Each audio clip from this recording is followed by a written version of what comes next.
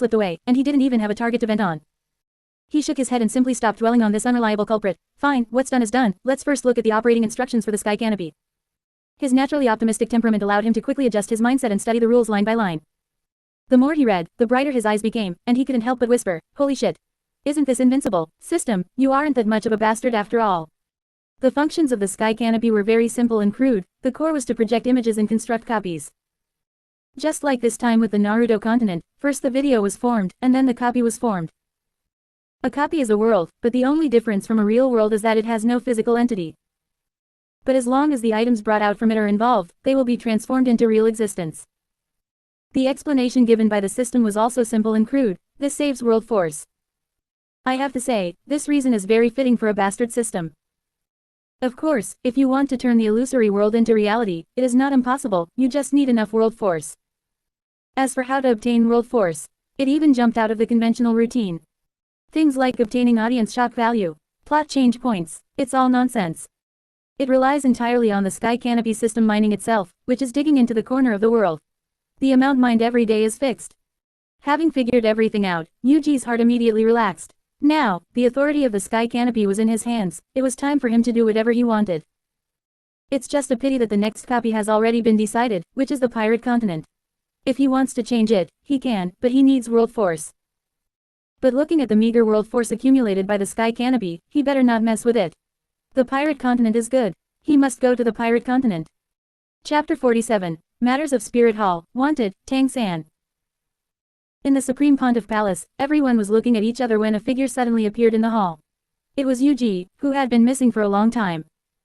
Xiaoji, the worry in Bibi Dong's eyes vanished completely, and she stepped forward quickly to pull him into a tight embrace. Just after returning, he was plunged into darkness, followed by a feeling of suffocating happiness. Teacher, give me some air. Only then did Bibi Dong slowly let go. She looked him up and down carefully, and seeing that he was safe and sound, her hanging heart finally settled. The high priests and elders in the hall also breathed a sigh of relief one after another, even Qian Daliu was no exception. During the wait just now, he had been prepared to use the angel god's divine force to suppress Bibi Dong, who was about to go crazy. You brat, why did you come back so late? Bibi Dong glared and pulled Yuji's ear. Ouch, ouch, ouch, teacher, let go first, I'll explain slowly. HMPH. Once his ear was liberated, Yuji rubbed his oracle. Teacher, the sky canopy said I performed excellently in this instance, so it left a reward for me. He had no choice but to say this extremely ridiculous reason. Yuji thought he would have to spend some effort explaining, but he didn't expect Qian Daliu to nod first. Didn't I say so? It was the sky canopy that left a reward. Big brother really sees things clearly. As expected of the older generation. Truly worthy of being the pillar of Spirit Hall. Several high priests echoed, and Bibi Dong also looked surprised. I didn't expect this old guy to actually guess it right. The corners of Yuji's mouth twitched, and he understood what was going on. But this was a good thing. He didn't explain. Kid, hurry up and tell us, what reward did you get? Dugubo spoke at the right moment. He knew he had been scared to death just now, not only because of Bibi Dong's pressure, but also because Yuji was his friend despite the age gap. If he had really been lost in front of him, he would have lived the rest of his life in guilt. Yuji said the words he had long made up. The sky canopy's reward was to let me know all the intelligence about the next instance, the pirate continent. As soon as these words came out, expressions of disappointment appeared on the faces of everyone in the hall. Lion Duluo was even more blunt. Just this. This counts as a reward. Yuji was helpless. He also wanted to come up with an awesome reward. But the problem was that he didn't have enough world power. He was poor. Bibi Dong glared at Lion Duluo, then turned to comfort Yuji softly. It's okay. Xiaoji, our spirit hall has already obtained the best. We lack nothing. That is not the case. Qian Daliu had a solemn expression and waved his hand. In my opinion, this is actually the most precious reward. Everyone was confused, their gazes focused on him. Recall the previous Hokage instance. The reason we were able to seize the initiative and gain so much was fundamentally because Xiaoji knew everything about that world. Relying on the intelligence advantage, we were able to proceed step by step. Qian Daliu explained in detail. Gold Crocodile Duluo realized instantly, that's right. If we were blind to everything, the outcome would probably be the same as Tang Xiao and Thunder Duluo. Exactly, Big Brother is indeed wise. The saint has made another great contribution. It seems that the first place in the next instance will still belong to us. The others in the hall also reacted, and their morale was instantly boosted. Yuji stood there, the corners of his mouth twitching uncontrollably. He swore that when he made up this lie, he didn't think that much. The high priest really is the best hype man. And what is this about Tang Xiao and Thunder Duluo being eliminated at the start? So he leaned over to Bibi Dong and asked in a low voice. The answer he received made the corners of his mouth twitch even more violently. Thunder Duluo bet that the third Hokage was old and his combat power had declined. Although the result was taught a lesson by the cage and fire, it was still understandable. Tang Xiao was abstract, he was sealed by the Hokage Shinigami the moment he appeared. And Tang San, God King Tang. His old habits flared up again, he both stole techniques and made bets with others. Unfortunately, the one he was facing was Uchiha Shisui. That was a ruthless person who would open the Mangekyo in a few years. By the way, teacher, high priest, this is our spoils of war this time. Yuji suddenly remembered the important business, raised his hand to take out 2 scrolls, and said loudly. One scroll recorded the mysterious heaven skill, and one preserved the Uchiha legacy. The hall fell silent instantly, everyone's eyes locked on the scrolls, and their breathing involuntarily softened. And this? Dugubo followed closely, taking out a thick scroll of seals. With the ninjutsu legacy and the otherworld legacy, both treasures were placed before them, and for a moment, they didn't know which one to pay attention to first. In my opinion, this legacy from Tang San is even more valuable. Yuji stepped forward and handed the mysterious heaven skill scroll to Bibi Dong. Bibi Dong was surprised, the mystery of ninjutsu was obvious to everyone, and she was truly curious about what kind of legacy could surpass it. But remembering how moved the Uchiha clan chief was when he saw this legacy, she suppressed her doubts and unfolded the scroll to study it carefully. A moment later, she suddenly raised her eyes, looking at Yuji with astonishment. Seeing Yuji nod slowly to confirm, she let out a long breath and said in a very solemn tone, "That's right, this thing will become the foundation for my spirit hall to stand for eternity." As soon as these words fell, the entire Supreme Pontiff Palace shook. Such an evaluation was already extremely high. Bibi Dong didn't say much and handed the scroll to Qian Daoliu. Qian Daoliu took it and read it, his expression quickly turning to shock, and then he passed the scroll among the high priests and elders in order of rank. Everyone who saw the content had disbelief written all over their faces. Yuji's expression was calm, he had expected this result. It was just because the complete version of the mysterious heaven skill was truly powerful. If a sect cultivated this, the starting point of the disciples, innate spirit power would be greatly raised. Even full innate spirit power for everyone wasn't impossible. Ninjutsu tends towards various techniques and moves, while the mysterious heaven skill is about solidifying the foundation of cultivation. For an individual, the importance of the two is hard to distinguish, but looking at the entire sect, the value of the latter is irreplaceable. As for why the Tang sect in Duluo 2 was doing so poorly even with the mysterious heaven skill, you have to ask God King Tang. He directly castrated the most important part of the mysterious heaven skill. Bibi Dong's eyes turned cold, and she immediately thought of the original owner of the technique, Tang San, and ordered in a low voice, "From today on, mobilize everyone to search for Tang Hao and his son. You must keep an eye on Tang San and never let him pass on the technique." Everyone was instantly alert and took orders one after another. Yuji listened from the side and curled his lips. In Duluo 1, Spirit Hall didn't even touch a hair of God King Tang. But as the saint of Spirit Hall, he also made a few suggestions. "Teacher, there is also Slaughter City. Didn't you say it? Tang Hao also passed the Slaughter City assessment, they might be hiding there. In addition, the place where the Blue-Silver Emperor took root cannot be let go either. The entire dense forest full of blue-silver grass must be searched carefully." Bibi Dong nodded repeatedly and immediately ordered, "Chrysanthemum Duluo, designate these 2 places as top priority investigation targets, and search the blue-silver grass forest first." She thought for a moment and added, "If Tang Hao is not crazy, he won't go to Slaughter City. Tang San is only level 29. Going in rashly is a 9-death 1-life situation. Even so, arrange for personnel to be stationed at the pass and check everyone coming and going one by one." Chrysanthemum Duluo bowed to take the order and turned to arrange it. Chapter 48. The Pirate Continent Inventory begins. Bibi Dong's gaze suddenly turned cold, and a sharp, chilly smile curled at the corners of her lips. "There's one more thing.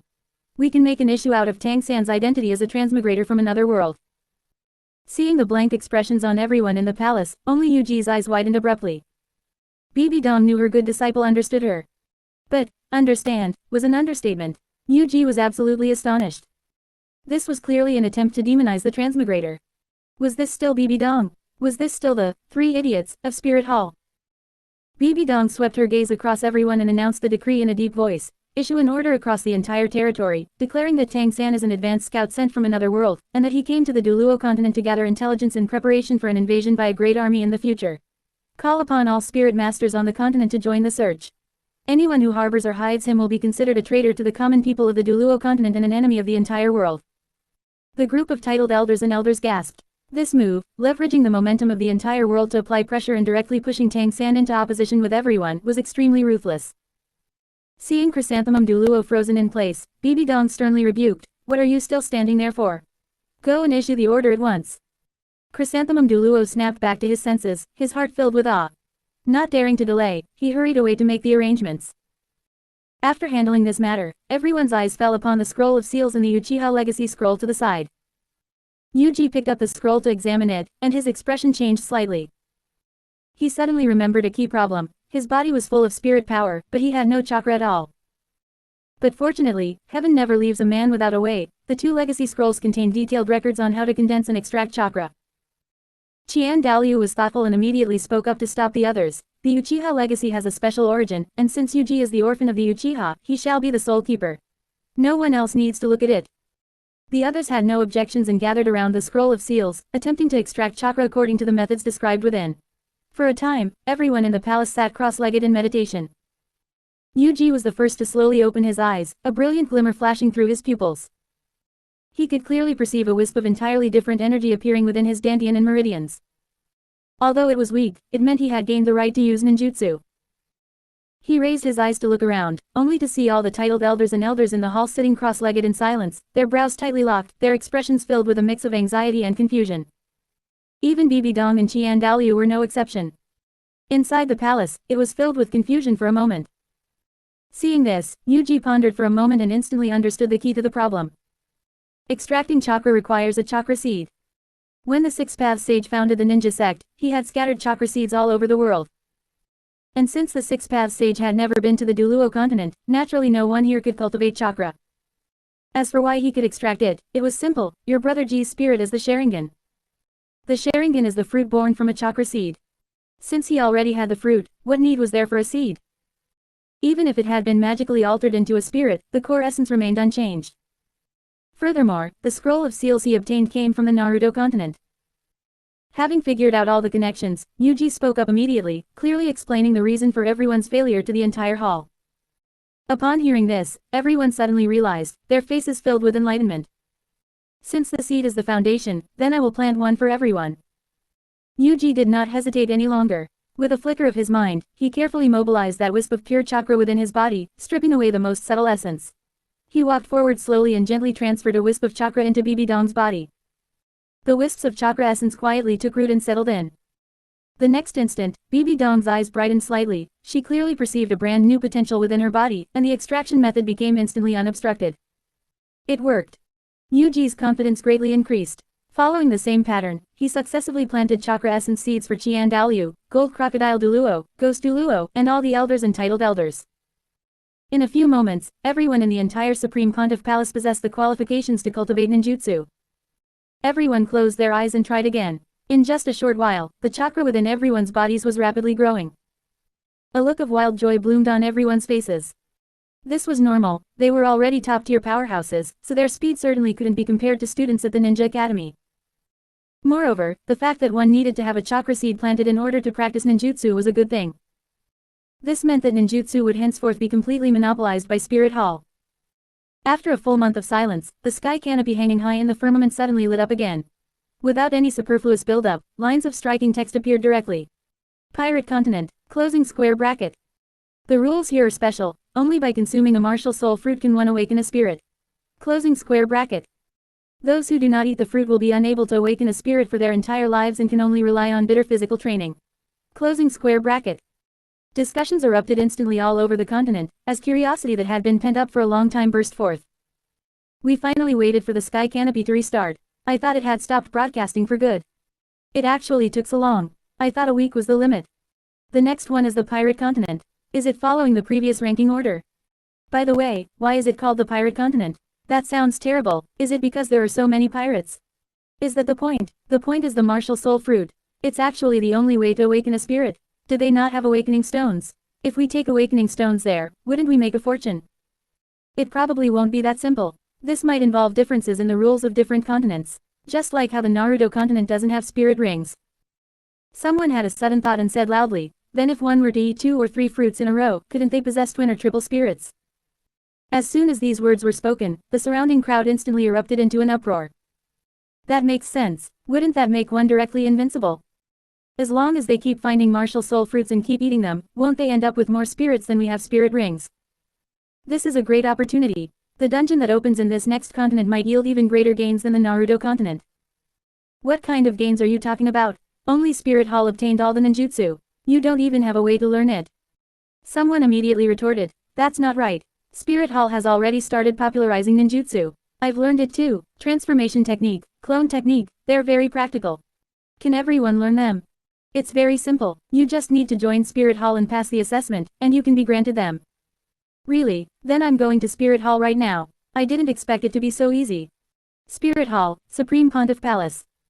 As for why the sky canopy only appeared after a month, it was, of course, thanks to your brother G. If one doesn't cultivate a few trump card ninjutsu, how can one go and clear a dungeon? So, for this past month, he had been working tirelessly, using multi-shadow clone in every conceivable way. Thinking of this, Yuji felt angry. As the owner of the sky canopy, his permissions in the dungeon were not much greater than anyone else's. That damn system explained. It's for the sake of the gaming experience, I can't really let you, the host, play on a cracked version. Damn system, don't let me kid you. Beside him, Bibi Dong's gaze was fixed on the sky canopy, with a hint of unwillingness between her brows. She turned to look at Yuji. Xiaoji, is it really impossible to eat 2 fruits at the same time in that pirate continent? She knew well the power of twin spirits. Once one reached the titled Duluo level, there was simply no need to cultivate, as long as the physical body could withstand it, one could mindlessly add new spirit rings. If twin spirits were already like this, wouldn't triple spirits just take off?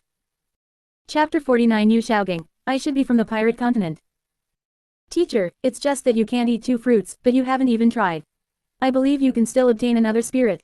Yuji looked at her expression and couldn't help but chuckle.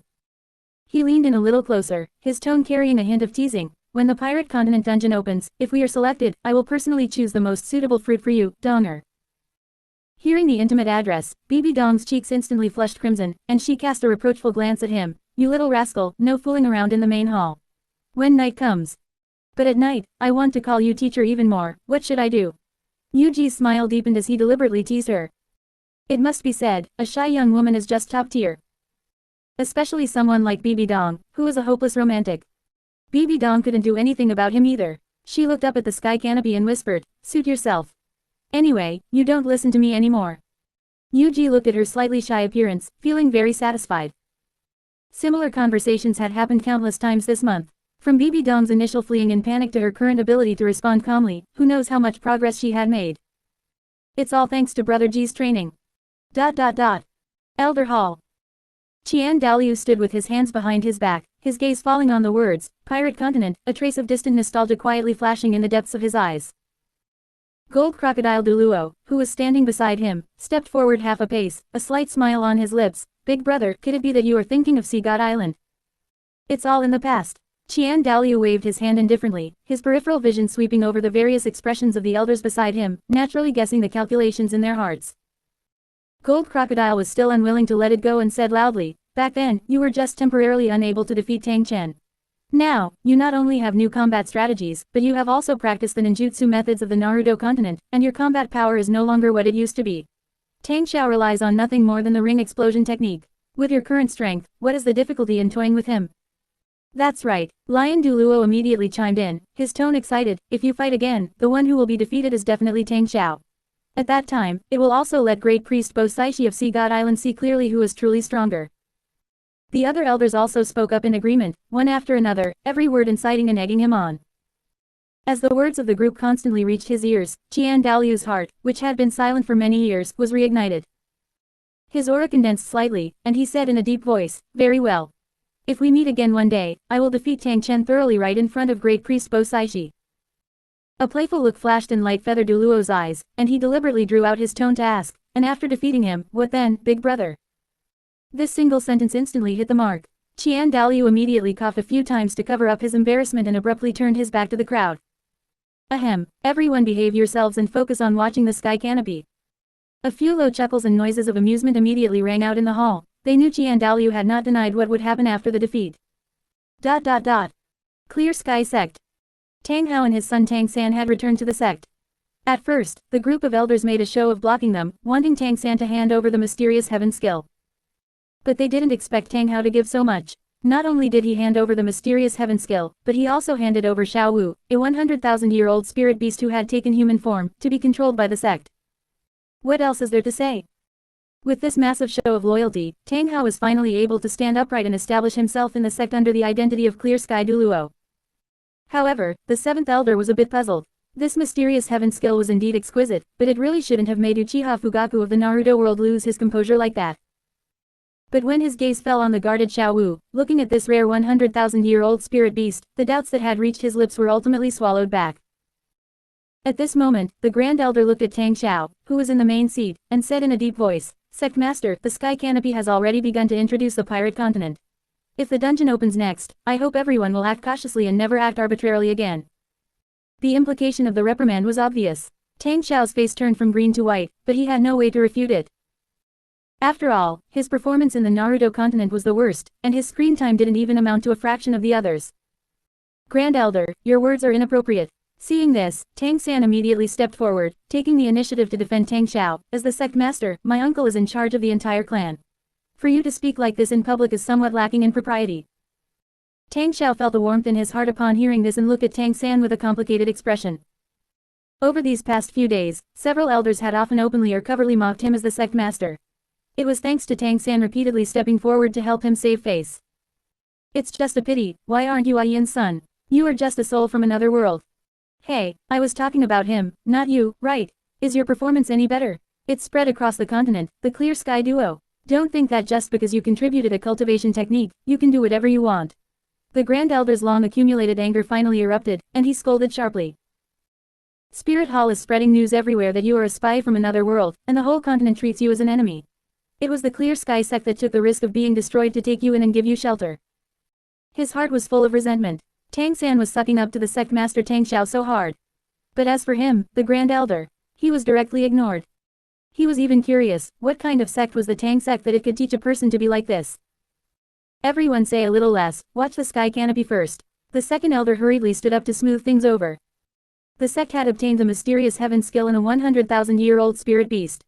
He was also a beneficiary, so it was really not good to continue arguing. Moreover, this was essentially a power struggle between the sect master and the Grand Elder, and he had no intention of getting involved. Seeing that the two were still at daggers drawn, the second elder persuaded them separately. "Big brother, Little San has contributed to the sect, so there is no need to be so harsh. Little San, the Grand Elder is an elder of the sect, even if his words are a bit heavy, you should be more forbearing." When the word, elder, appeared, Tang San seemed to trigger some kind of mechanism and immediately bowed to apologize. "Grand Elder, I was wrong. You are an elder." The Grand Elder looked at his incredibly loyal appearance and just felt uncomfortable all over. It was actually less satisfying than the previous confrontation, so he waved his hand helplessly. "Forget it, let's watch the Sky Canopy." The other elders breathed a sigh of relief when they saw this, their tense expressions slowly relaxing as they all looked up at the Sky Canopy, focusing their attention on the introduction of the pirate continent. Only Tang Hao stood in the corner, arms crossed, with an indifferent expression, watching the argument that had just taken place in the hall with cold eyes.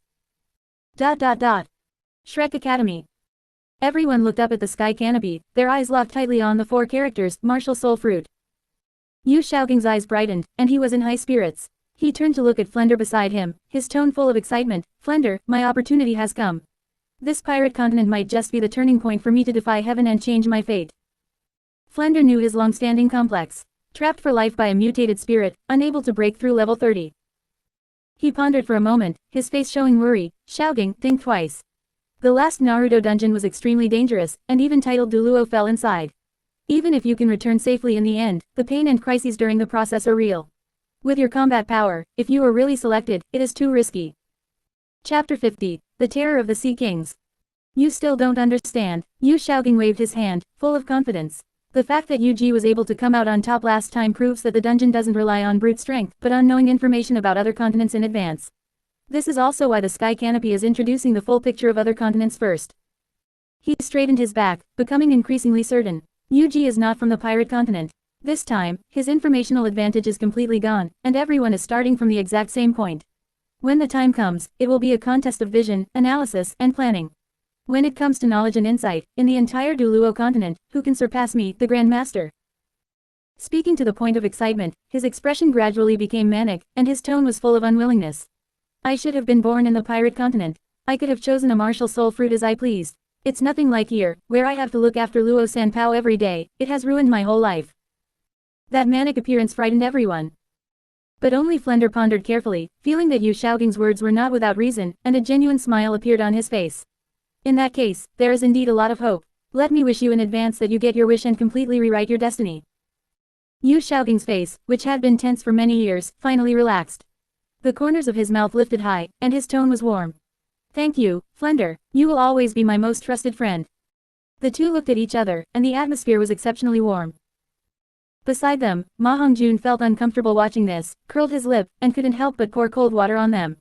Grandmaster, that logic makes sense, but what if the sky canopy doesn't choose you at all? This one sentence instantly extinguished Yu Xiaoging's excitement.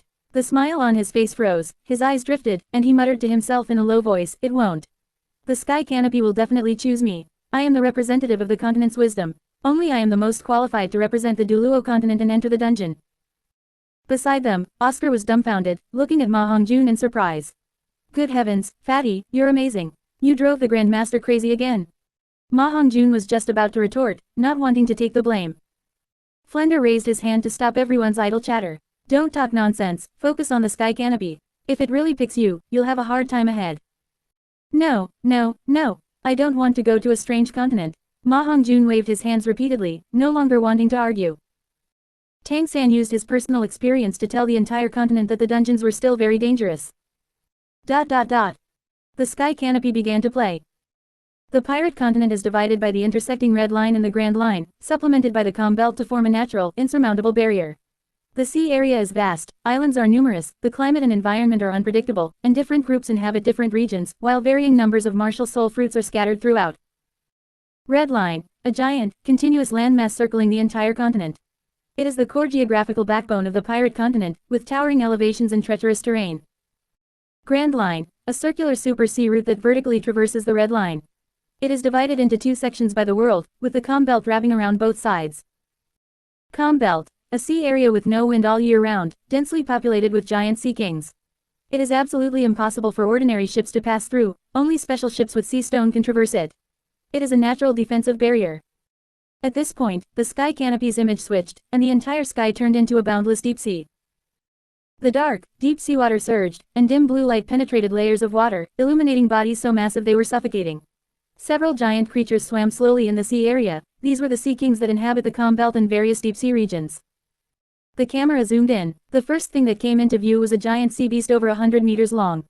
Its thick body was covered in heavy dark scales. As its massive fins moved, the surrounding seawater stirred up turbulent undercurrents. Its hideous mouth opened, revealing densely packed, sharp fangs. Just by bobbing and swimming, it caused the entire sea area to tremble violently. The images shifted one after another, and sea kings of various forms appeared in succession. There were giant sea snakes with bodies like moving mountains, their waists thicker than giant peaks, conjoined sea beasts with multiple heads, each looking around, the aura of ferocity rushing toward the viewer, and behemoths entirely hidden in the shadows, with only half their spines exposed, yet they blocked out large swaths of sunlight, their size far exceeding human cognition. The sky canopy finally froze. A 5,000-meter class supergiant sea king swam slowly past, its body several times larger than a city. Accompanying text appeared simultaneously. Sea kings. Habitat. Calm belt, deep sea forbidden zones. Size, generally 100-meter to 1,000-meter class. Some ancient individuals are comparable in size to small islands. Characteristics, wild and ferocious, extremely strong territorial awareness, they are the most primitive maritime threat in the pirate continent. Note, ordinary pirates will surely die upon encountering them, even top-tier powerhouses are unwilling to engage in direct combat with them. Outside the sky canopy, the people of the Duluo continent watched with their scalps tingling, and discussions rose one after another. Are these really living creatures? They are practically as big as islands. No way. Is the sea in the pirate continent that dangerous? Why do they still go out to sea to become pirates? Just looking at it makes it hard to breathe. These aren't sea beasts, they are clearly moving mountains and seas. No wonder they say the calm belt is a dead zone. With these guys guarding it, no one dares to force their way through. The 10,000-year spirit beast I saw earlier isn't even enough to get stuck in their teeth compared to them. I thought 100 meters was the limit, but it turns out 1,000-meter size is nothing among the sea kings. Sea God Island. The sea breeze, carrying salty, damp water vapor, swept past the stone pillars. The 7 holy pillar guardians gathered here, and everyone's eyes were fixed tightly on the sky canopy high above. Great Priest Bosaishi couldn't help but tighten her grip on the scepter in her hand. The sea kings in the sky canopy, with bodies ranging from hundreds to thousands of meters, constantly swam and cruised by, leaving this high priest who presided over Sea God Island lost in thought for a long time. It wasn't until an exclamation reached her ears that she suddenly snapped back to reality. Sea Maiden Duluo's face turned pale, her chest still heaving slightly, and her tone was full of lingering fear. Too terrifying. These aren't sea beasts at all, they are natural disasters walking on the ocean. As a member of the mermaid clan, she was born with the ability to perceive the emotions and ferocity of marine creatures. The sea kings before her were not just a single vicious beast running wild, but an entire species rampaging through the sea area, their violent wildness permeating the entire ocean. Compared to them, the demon orcapod in our sea area seems much more docile. She raised her hand to point at a giant individual in the sky canopy that was far over 1,000 meters long, her voice tight. Great Priest, there are many individuals whose size and aura surpass the deep-sea demon whale king. The other holy pillar guardians subconsciously wanted to refute this, only because the terror of the deep-sea demon whale king was already deeply rooted in their minds. But looking at the giant sea kings comparable to islands, they couldn't speak. Great Priest Bosaishi slowly nodded, her eyes sinking as she looked at the sky canopy. We have far underestimated this pirate continent. That the entire sea area can breed and support such a massive population shows that its maritime foundation is deep, far beyond our imagination. Yes, a single deep-sea demon whale king can hollow out the creatures of an entire sea area for food. Sea Maiden Duluo's brows were tightly locked, her expression becoming increasingly grave. Once those 1,000-meter class sea kings hunt on a large scale, it is tantamount to a catastrophe for the surrounding sea area. Yet they can actually coexist. It is enough to prove that the resources of that continent's sea area are beyond imagination. Chapter 51. Deep-Sea Demon Whale King, Pirate Continent is Paradise. There is another point that is even more bizarre. I sense that the entire ocean is permeated with a strange, faint power. Though the presence is faint, it is omnipresent, covering every inch of the seawater.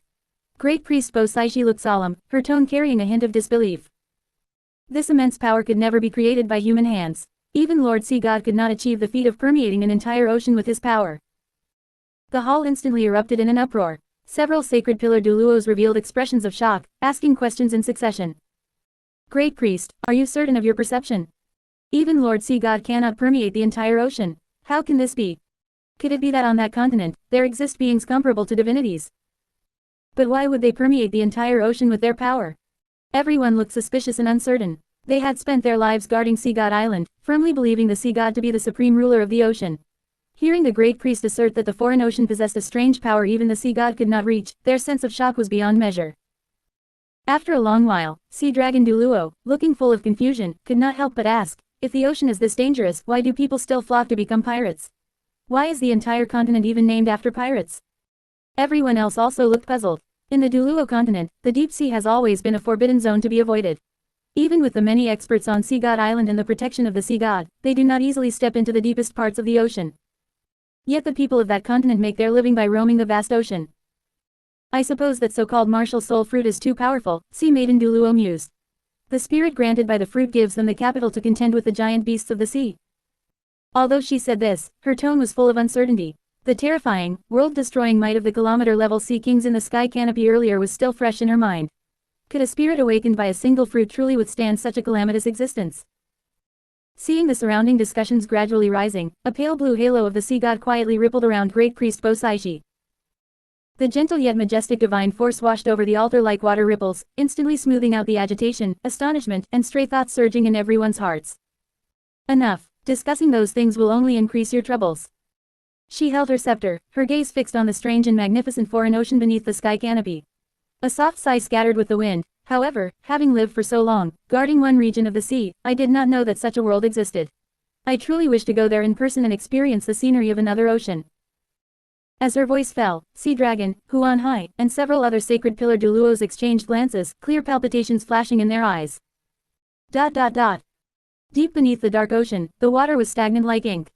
This sea area, marked by the deep-sea demon whale king as his territory, was silent and dead all year round. The demon empress was full of worry. She knew her husband too well. As the overlord of the Duluo continent's ocean, with a lifetime of pride, he had never tolerated other sea creatures lording over him. Now that the sky canopy had repeatedly shown sea kings with bodies far larger than his own, she feared he would become enraged. Husband, those are merely creatures from another continent. In my opinion, those behemoths have only size, they are likely just beasts without intelligence and cannot be considered true experts. Lan Fuzzy, who was beside them, also hurriedly stepped forward, speaking in a crisp voice to comfort him. Father, in my heart, you are always the strongest existence in the ocean. The mother and daughter were cautious, prepared to soothe him, but the expected rage and unwillingness did not appear. The deep-sea demon whale king's massive body trembled slightly, and his deep, hearty laughter echoed in the deep sea, shaking the surrounding seawater into constant turmoil. Ha ha ha, rest assured, I am not angry. Seeing his wife and daughter looking puzzled, he lifted his huge head slightly, his gaze piercing through layers of seawater to look at the sky canopy hanging high in the sky, his tone full of excitement. Living to my realm, my cultivation has long touched the ceiling of this world. For a spirit beast, apart from stepping into a god position, there is no further path for advancement. At this point, he let out a sneer of disdain, but for a spirit beast to become a god is a dead end. When I competed with Poseidon for the faith of the entire ocean back then, I thoroughly saw through the rules. The god realm will never allow a spirit beast to ascend to a god position. I cannot do it, and that black dragon in the Stardow Great Forest cannot do it either. But these sea kings are completely different. The deep-sea demon whale king changed the subject, a sharp light flashing in his eyes. They actually have beings with bodies comparable to islands, with physical bodies strong to the extreme. Even true divinities would surely feel wary of such pure physical body strength. Lan Fuzzy blinked, still confused. Father, but what does this have to do with us? The deep-sea demon whale king gently rubbed his head against his daughter and patiently explained, the growth of ocean creatures relies entirely on the nourishment of marine resources. For my deep-sea demon whale clan to grow to our current size, we must occupy dozens or even hundreds of sea areas to feed on their creatures. The fact that the pirate continent can nurture swarms of kilometer-level giant beasts is enough to prove that the marine resources there are unimaginably vast. That continent is my opportunity. His tone became increasingly excited. Even if I still cannot become a god, if I can continue to evolve there and expand my body to the kilometer level, with this supreme physical body, even if a divinity descended, I would have the strength to fight. Let alone a mere heavenly tribulation. Upon hearing this, the demon empress suddenly understood, and her eyes lit up. She instantly realized that the strange continent was clearly the paradise that all ocean spirit beasts dreamed of. And not only that, being able to devour those sea kings would likely increase her speed of improvement even faster. But thinking of something else, the demon empress felt a bit uneasy. But where exactly is the pirate continent? You have roamed the four seas for millions of years, stepping across every sea area, yet you have never heard of this place. I only know of the existence of the Sun-Moon continent. The deep-sea demon whale king shook his head slowly. I imagine the two continents of Hokage and One Piece must be hidden within independent spaces. As for their locations, there is no need to delve into that for now. His tone suddenly became firm. The most important thing right now is to wait for the dungeon to open. I want to see if the quota this time can fall to us. The demon empress said with worry. In the previous Hokage dungeon, all those chosen were human spirit masters. The selection rules of the sky canopy are unclear. This time, it may not favor his spirit beasts. The deep-sea demon whale king fell silent, his massive body lying quietly in the dark currents of the deep sea. Resources were right before his eyes, but whether he could step into that new world remained an unknown. The entire deep sea fell into silence, with only the seawater flowing slowly. Stardow Great Forest, Life Lake. A group of vicious beasts gathered by the lake, all gazing at the sky canopy, their expressions varied. Baiji looked sideways at the gloomy-looking N.A.N. and asked softly, N.A.N., do those sea kings in the sky canopy belong to the spirit beasts? N.A.N.'s eyes narrowed slightly, and he said with certainty, they are not spirit beasts. One cannot feel even a fraction of spirit power within their bodies. What supports their powerful physical bodies is only pure, immense blood energy. Chapter 52. Was the pirate continent artificially altered? How is this possible? Shang Jun called out from the side, his face full of disbelief. As a dark gold terraclaw bear, he was naturally known for his physical body, but even if he were drained dry, he could not achieve such world-shaking might based solely on blood energy. Without the support of spirit power, how can they grow so large relying only on physical strength? N.A.N. glanced at him without replying, the clouds of doubt in his brows deepening as he pondered to himself. First it was the tailed beast of the Naruto continent, and now the sea kings of the pirate continent. These two races are fierce in form and possess top-tier strength, yet neither belongs to the spirit beast category. When did such powerful races appear in this world? Even you have never seen them before. Kai Wang's pupils constricted upon hearing this. N.A.N. had survived since the Dragon God era, witnessing the rise and fall of countless ancient races. His breadth of vision was unmatched throughout the entire Duluo continent. In the Dragon God era, the world was filled with 10,000 races and countless experts, but there was absolutely no trace of these two types of creatures. N.A.N. slowly shook his head, his tone becoming increasingly serious. Given the strength they have displayed, if they had existed in that era, they would certainly have given birth to divine rank experts, they would not have remained obscure. Once these words were spoken, the lakeside fell into immediate silence. The vicious beasts looked at each other, the shock in their hearts beyond words. After a long while, a bold conjecture emerged in N.N.'s mind, one that even he found inconceivable. Could it be that these races were created afterwards? As far as he knew, with the scale and combat power of such races, ordinary god kings certainly would not have the ability to create them. If this idea held true, then behind the Naruto continent and the pirate continent, there likely stood terrifying existences with a realm surpassing god kings. After he voiced this conjecture, the chill felt by the many vicious beasts deepened. The sky canopy continued to play. 4 great seas, the 4 independent seas outside the Grand Line, with relatively peaceful overall environments, collectively known as the Paradise Periphery. East Blue, known as the weakest sea, with stable public order, fewer experts, and the birthplace of many legendary figures. West Blue, a gathering place for underground forces and intelligence organizations, with surging undercurrents and many hidden historical ruins. South Blue, with complex ethnic groups and fierce folk customs, it produces exotic experts and lone pirates, with forces scattered. North Blue, advanced technology, strong militarized atmosphere, with family forces and secret kingdoms entrenched here. The starting point of the Grand Line is Reverse Mountain, a special peak on the Red Line, where 4 reverse currents from the 4 seas rush to the summit to converge, then pour into the Grand Line. The route is divided into 2 sections, front and back, by the massive Red Line. The first half, Paradise, a place of 9 deaths and 1 life for people from the 4 seas, with chaotic and erratic climate. Islands are divided into 4 fixed climate types: spring, summer, autumn, and winter, and adjacent islands can switch from extreme cold to blazing heat in a second. The second half, New World, one must pass through the passage at the Holy Land Mary Geoise, or dive into the 10,000-meter deep sea to Fishman Island to enter. In this region, ocean currents, weather, and magnetism are chaotic to the extreme. The 4 emperors carve out territories, experts are as numerous as clouds, and islands are mostly secret realms with extreme ecology. The final destination is Laugh Tale. With this, the introduction to the geographical environment of the pirate continent completely concluded. Throughout the entire Duluo continent, discussions erupted one after another. Everyone was dazzled, their minds unable to calm down for a long time. This geographical environment is simply absurd. One island is still in summer, and in the blink of an eye, you step into winter. Where is there such lawless weather? I know the sea is dangerous, but this is too dangerous. There are both sea kings in this kind of rule-breaking weather. Who can survive after setting sail? That so-called 4 emperors, the title is truly imposing. To be able to establish a foothold in that kind of environment, they must be supreme experts. I'm afraid they are 4 titled Duluo-level experts. It's just that I don't know what their spirits are. They couldn't possibly have not eaten a martial soul fruit and rely solely on physical strength, right? That's not impossible. Look at the sea kings of the pirate continent. Do they need spirit power? They could crush a group of experts just by sheer pressure. Don't mention the sea kings, I already have psychological trauma. What I find strange is, on their continent, can they not survive on land? Everyone is running to the sea. How can the sea be more comfortable than land? This pirate continent is completely another world. The rules and environment are all completely different from ours. Compared to here, the Naruto continent actually seems much more normal. But the scenery there is quite beautiful. Why do I feel like their continent is much bigger than our Duluo continent? That might not be the case. You must have included the ocean area. 7 Treasure Glazed Tile School. Ning Rongrong was savoring the island scenery in the sky canopy when she turned her head and saw her father, Ning Fengji, with a gloomy expression. She couldn't help but be full of doubts and asked softly, "Dad, what's wrong? Is there something wrong with the pirate continent?" Sword Duluo and Bone Duluo on the side also noticed the abnormality and looked over one after another. That's right, Fengji, you weren't like this before when watching the Naruto continent. Why have you been frowning all day today? Ning Fengji sighed deeply and said, "It's too wrong. Look." He pointed to the panoramic map of the pirate continent drawn according to the sky canopy and said, "This continent is too regular." Finally, he pointed heavily at the massive red line. It's as if someone deliberately divided it.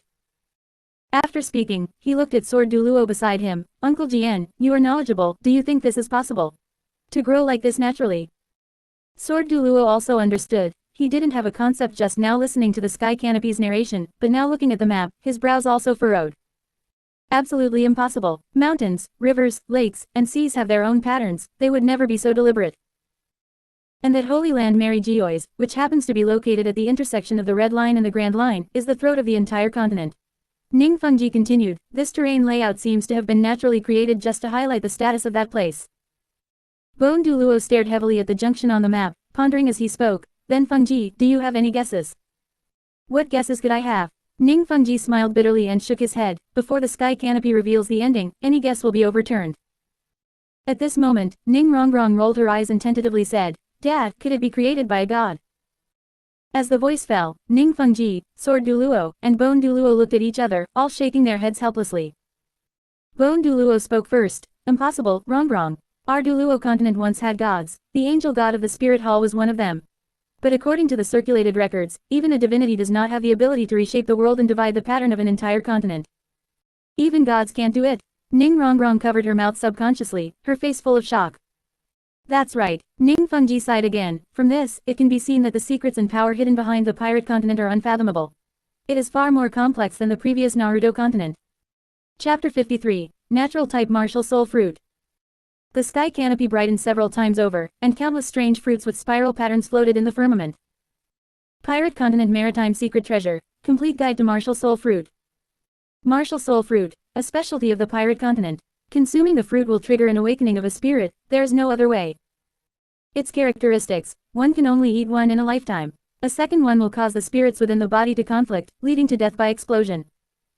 Only the person who takes the first bite gains the spirit, but after death, the martial soul fruit will randomly regenerate on a nearby fruit. Curse: anyone who has consumed a martial soul fruit will have their strength instantly drained and their abilities sealed upon encountering sea stone. Upon consuming the fruit, the awakened spirit falls into 3 categories. Natural type: the body transforms into natural elements, granting immunity to ordinary physical attacks, and the ability to manipulate elements to destroy the heavens and extinguish the earth. The sky canopy image shifted abruptly. The text and images listing the fruits vanished completely. A vast wilderness filled with yellow sand appeared, and a figure stood proudly with hands behind their back, their expression indifferent. The surrounding atmosphere tightened without warning. A black shadow suddenly darted out from behind him. A cold glint flashed, and a long blade, wrapped in a fierce wind, slashed directly at his neck. The movement was extremely swift, a completely lethal sneak attack. Where the cold light fell, the sharp blade precisely slashed through the neck. In an instant, the head rolled off, and the body stood upright for a moment before collapsing with a crash. Beneath the sky canopy, exclamations of shock erupted instantly, and discussions rose one after another. What's going on? Why is this playing all of a sudden? Weren't they introducing the natural type fruits? That person with the blade is ruthless, aiming straight for the vitals. Could this attacker possess a natural type ability? No, that person isn't bleeding. Before the words had even faded, the gazes of everyone present suddenly froze. The severed head did not seep a single drop of blood. The moment it hit the ground, it turned into yellow sand and spread out. The headless body also dissolved like flowing sand, the entire person completely dispersing into a vast expanse of grit. Countless sand grains churned slightly, gathered, and restacked and shaped along the original outline. In just a few breaths, the figure who had just been beheaded stood upright in the original spot again, clothes and appearance unchanged, still maintaining that composed demeanor. He saw his lips curl slightly, revealing a cold smile. The yellow sand beneath his feet suddenly came alive, like a surging tide, instantly entangling the attacker, wrapping around them layer upon layer, binding them tightly. Bang! A dull squeezing sound was clearly heard. The ball of sand tightened inward sharply, and all movement within completely vanished. A moment later, the yellow sand dissipated, leaving no trace of anyone in the original spot. Gilded subtitles popped up on the sky canopy: Sand Fruit Natural Type Ability Demonstration. The entire continent seemed to fall silent for a moment, followed by a chorus of gasps. Hiss, is this a natural type spirit? Being able to remain unscathed even after having one's neck cut. The physical body turns into sand, rendering physical attacks completely useless. How can one fight head-on like this? That's not all. That person was clearly ambushed, which shows this ability doesn't need to be actively activated. I remember that the 5th generation Cage in the Naruto continent has a sand spirit, but he can't turn his body into sand. The only thing they have in common is that they can manipulate sand. If one can both transform into an element and manipulate sand over a large area for combat, then by that logic, wouldn't natural types like magma, ice, and lightning be able to do the same thing? This has already exceeded the scope of spirits as we know them. In our continent, spirit masters still have to rely on spirit rings and spirit abilities to attack, and the Naruto continent also relies on ninjutsu. They are invincible just by their physical form alone. Doesn't that mean obtaining a natural type is a heaven-defying change of fate? Shrek Academy. The Shrek group's eyes were locked tightly onto the sky canopy. Yu Xiaoging's eyes shone bright, his chest heaving with undisguised excitement, his whole person exuding a sense of fanaticism. This is the ability I have dreamed of, he said in an excited tone, praising it repeatedly: perfect, powerful, nearly invincible. Under normal circumstances, others would always refute him, but at this moment, the whole group was silent. No one spoke, simply because this elemental transformation ability was too invincible. Oscar scratched his head, looking troubled as he asked, Grandmaster, if we really encounter an opponent with this kind of ability, how should we deal with them? He was truly fearful in his heart. Dai Mubai's white tiger claws, Ma Hongjun's phoenix flames, and even Tang San's hidden weapons all passed through his mind in turn, and it seemed none of them would be effective. Yu Shaogang frowned deeply, lowered his head to ponder for a moment, and slowly said, to break the stalemate, we must find a way by grasping the inherent characteristics of sand itself. Flender, who was beside him, immediately nodded and chimed in, Shaogang is right.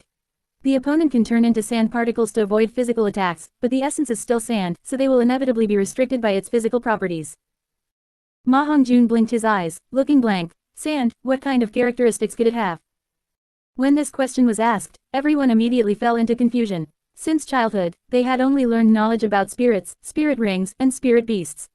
They had very little exposure to the basic physical properties of all things in the world, and for a moment, no one could answer. After a long silence, the burly Zhao Wuji spoke in a rough voice, it's water. A large amount of water can cause loose sand particles to clump together, preventing the opponent from freely performing elemental transformation. Everyone cast puzzled looks at him. Zhao Wuji felt a bit uncomfortable being stared at and said irritably, I traveled all over the continent in my early years, I still have that bit of common sense. Flender, haven't you also traveled everywhere? Flender was speechless for a moment. Could he say that when he traveled the continent, he never used his brain and relied entirely on Yu Shaogang? But as the academy dean, he still coughed twice and pretended to be calm. That's right. That's it, I just didn't think of it just now. Immediately, he looked at Ma Hongjun, understand now.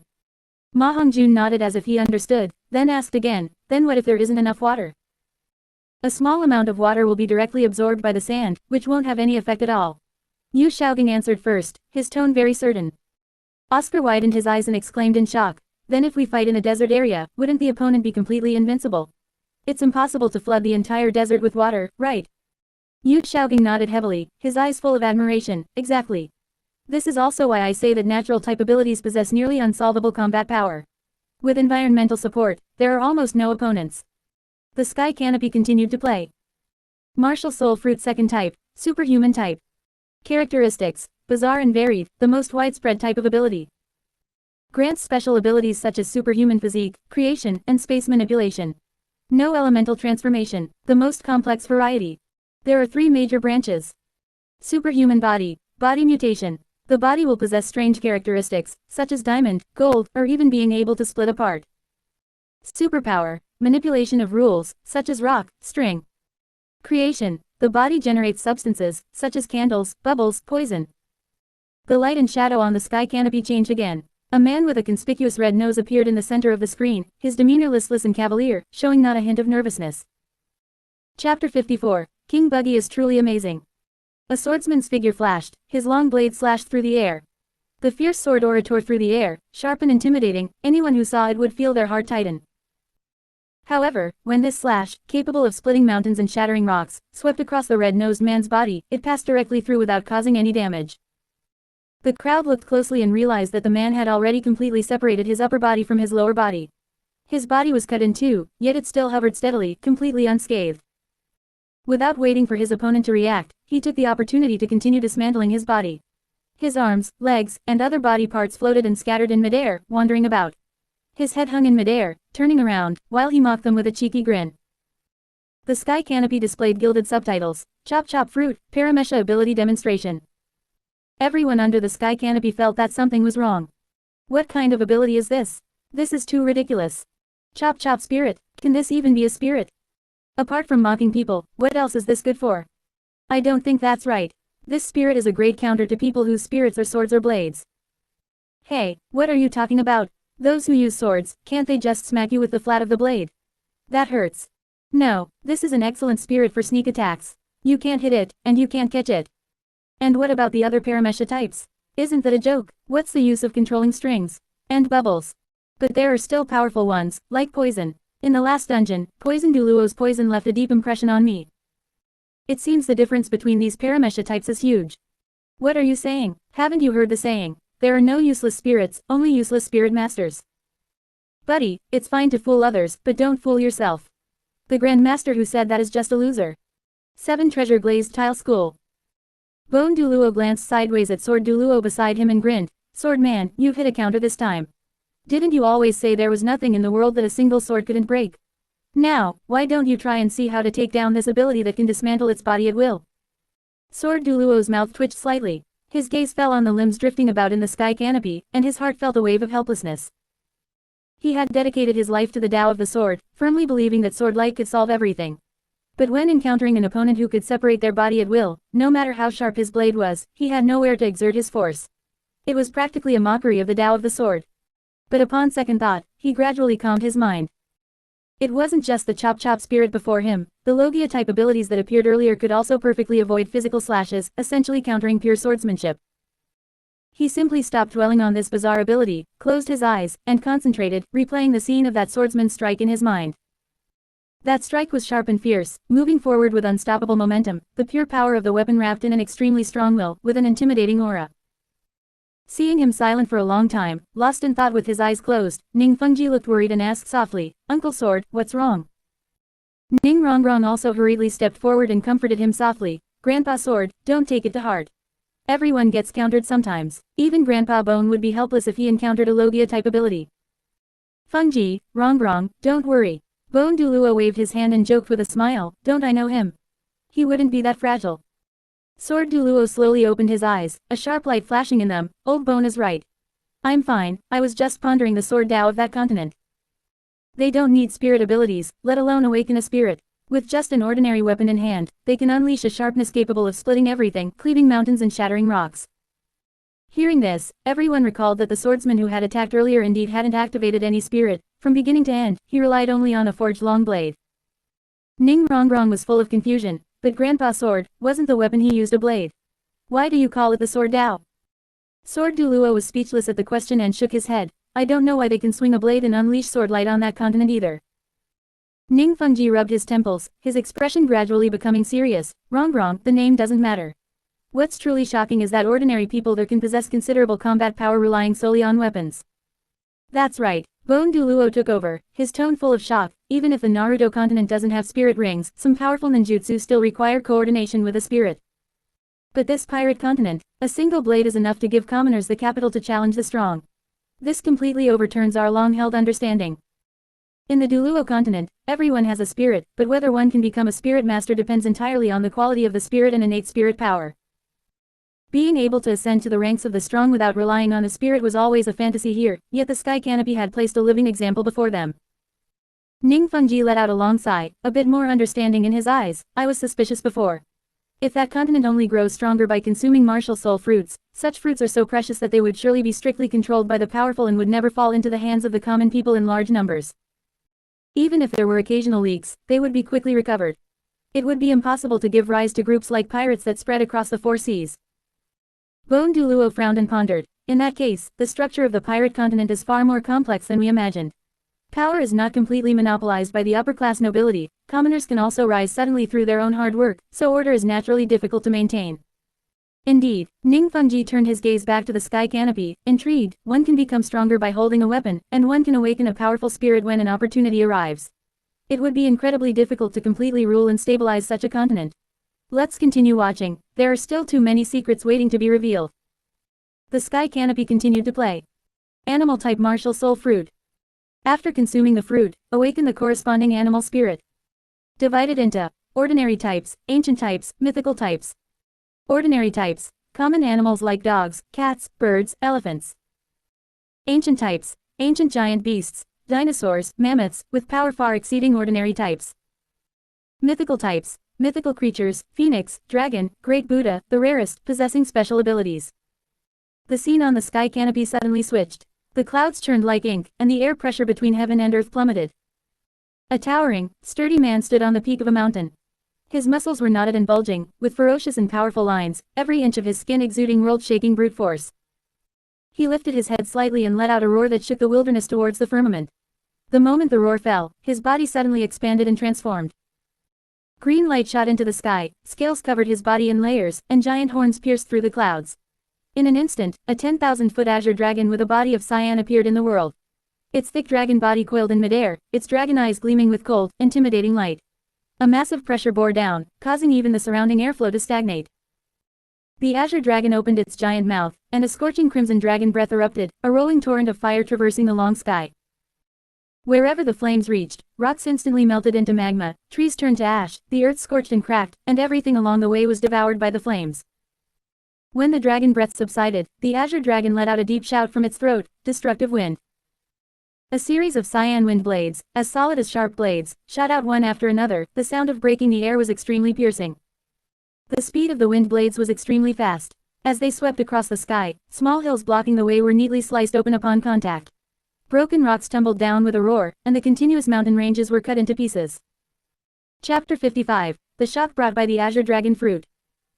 Suddenly, the azure dragon in midair surged, its massive dragon body rapidly shrinking and deforming. When it landed again, it had transformed into a human beast form. The body, already as imposing as a mountain, became even more robust and majestic. Its entire body was covered in layers of azure dragon scales, shimmering with a chilling light, as hard as refined iron. The towering dragon horns atop its head slanted toward the sky, and its thick dragon tail swept gently behind it. The dragon chi was overwhelming. Merely by standing still, it caused the entire space to feel oppressively heavy. Before long, a top-tier swordsman rushed over with a blade, his aura concentrated on the edge of the blade. He held the long blade high above his head, slashing down with an unstoppable, decisive momentum. The blade's radiance surged, its brilliant sharpness piercing the clouds, possessing an astonishing aura that seemed capable of splitting the heavens and severing mountains and rivers. The moment the sharp blade radiance struck the dragon man, there was a piercing, metallic clang. Sparks flew, numbing the swordsman's arm and forcing him to retreat repeatedly. The dragon man, however, stood motionless, his azure dragon scales intact, without even a shallow mark left behind. This strike, which seemed capable of breaking the heavens, failed to even penetrate his outer defense. The sky canopy displayed golden subtitles: Azure Dragon Fruit, Mythical Zone Ability Demonstration. The sky canopy was suddenly rendered speechless, simply because the battle power displayed this time was a bit too high. Is this an azure dragon? Why is it so strong? There are no weaknesses in attack or defense. A single wind blade sliced a small mountain directly. And it was just a casual attack. This is the strongest person I have ever seen. Why do I feel like this guy would be invincible even without consuming the azure dragon fruit? Those muscles all over his body are bigger than my head. Is this physical body quality not an exaggeration? It's even more terrifying than a spirit beast. Why do swordsmen always get the short end of the stick? Did we swordsmen offend you? Is this guy really a human? A 100,000-year spirit beast is only about this much. Titled Duluo. Without a doubt, a titled Duluo. Maybe even a level 99 titled Duluo. Flames, wind blades, and the terrifying azure dragon scale defense. Does such a perfect creature really exist? I can't imagine the power of other mythical zones. I thought this zone type was similar to our beast spirit. This difference is a bit too big. Blue Lightning Tyrant Dragon Sect. Yu Luomian stared fixedly at the azure dragon shadow standing proudly in the sky, his breathing rapid, a fanatical light erupting in his eyes. His voice trembled with excitement. Perfect. What a truly perfect dragon. This is the real dragon. Beside him, Thunder Duluo, Yu Yuanjun, could not help but nod slowly, though a bitter smile appeared at the corner of his mouth. My Blue Lightning Tyrant Dragon, which I am so proud of, looks like a chick facing a real dragon in front of this spirit. There is no comparison. Yu Luomian turned his head abruptly, his eyes filled with urgency. Big brother, what level do you think this spirit is? Yu Yuanjun's gaze was solemn as he stared at the sky canopy for a long time before saying word by word in a deep voice, Divine Rank Spirit. Without a doubt, this is a true Divine Rank Spirit. He paused, his tone becoming more certain. As far as I know, in the entire Duluo continent, only the Spirit Hall's Seraphim Spirit is qualified to compete with it. And it must be Qian Daoliu's Angel Martial Soul. Qian Zunji's is not even worth mentioning. As for other spirits, even the Clear Sky Hammer or the 7-kill sword fall far short compared to this azure dragon. Yu Luomian pondered carefully. The more he thought, the more shocked he became, and finally, he nodded heavily. Although their Blue Lightning Tyrant Dragon was a top-tier beast spirit on the continent, it was completely crushed by this azure dragon in terms of attack, defense, and morphological changes. While the Clear Sky Hammer and 7-kill sword had powerful offensive capabilities, they lacked sufficient bonuses to the physical body. Only the legendary Divine Rank Spirit could rival it. Thinking of this, Yu Luomian's pupils shrank, as if he had grasped a key point, his voice trembling with disbelief. Big brother, the sky canopy said earlier that this is a mythical zone spirit. Could it be that all mythical zone spirits are divine rank spirits? Yu Yuanjun frowned upon hearing this, falling into deep thought. A moment later, a bright light shot from his eyes as he said in a deep voice, that should be correct. The sky canopy has clearly stated that mythical zone spirits all correspond to mythological creatures. Otherwise, the people of the pirate continent would not easily classify them as one category. Having received an affirmative answer, N.A.N could no longer suppress the burning sensation in his heart. He clenched his fists, his eyes flashing with greed and desire. A divine rank spirit. If our blue lightning tyrant dragon sect could obtain this power, I don't know to what terrifying level the sect's status would climb. I'm afraid surpassing the spirit hall would be effortless. Although N.A.N tried his best to maintain the composure of a sect master, his slightly trembling body and the scorching light almost overflowing from his eyes betrayed his inner fervor. The two brothers stared fixedly at the sky canopy, as if trying to imprint that azure dragon shadow into the depths of their souls. Stardow Great Forest, Life Lake. A group of vicious beasts gathered on the shore, their eyes locked firmly on the sky canopy high above, letting that vast and overbearing dragon chi wash over them.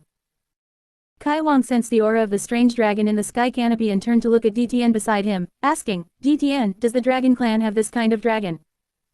D.T.N frowned tightly, carefully analyzing the strange dragon chi, and shook his head slowly, "Never seen it." At first glance, the appearance is somewhat similar to a blue lightning tyrant dragon, but the power levels of the two are as different as heaven and earth. ZG's eyes were full of doubt. There is no such real dragon in my bloodline memories. But based solely on the power displayed, it definitely qualifies as a top-tier real dragon in the world. Speaking of this, her doubts grew even heavier. The muscular man in the scene just now clearly possessed no dragon clan bloodline in his true form, yet he could transform into an azure dragon with world-destroying power. As far as she knew, for humans to control a dragon clan spirit, they must have the corresponding bloodline foundation flowing in their bodies, otherwise, it would be impossible to trigger the spirit's power. The scene before her completely broke conventional wisdom. D.T.N, as the strongest dragon-type spirit beast in the world, naturally understood this truth and muttered, could this so-called martial soul fruit really have such heaven-defying power? To allow a mortal with absolutely no dragon clan bloodline to forcefully possess a real dragon-level bloodline.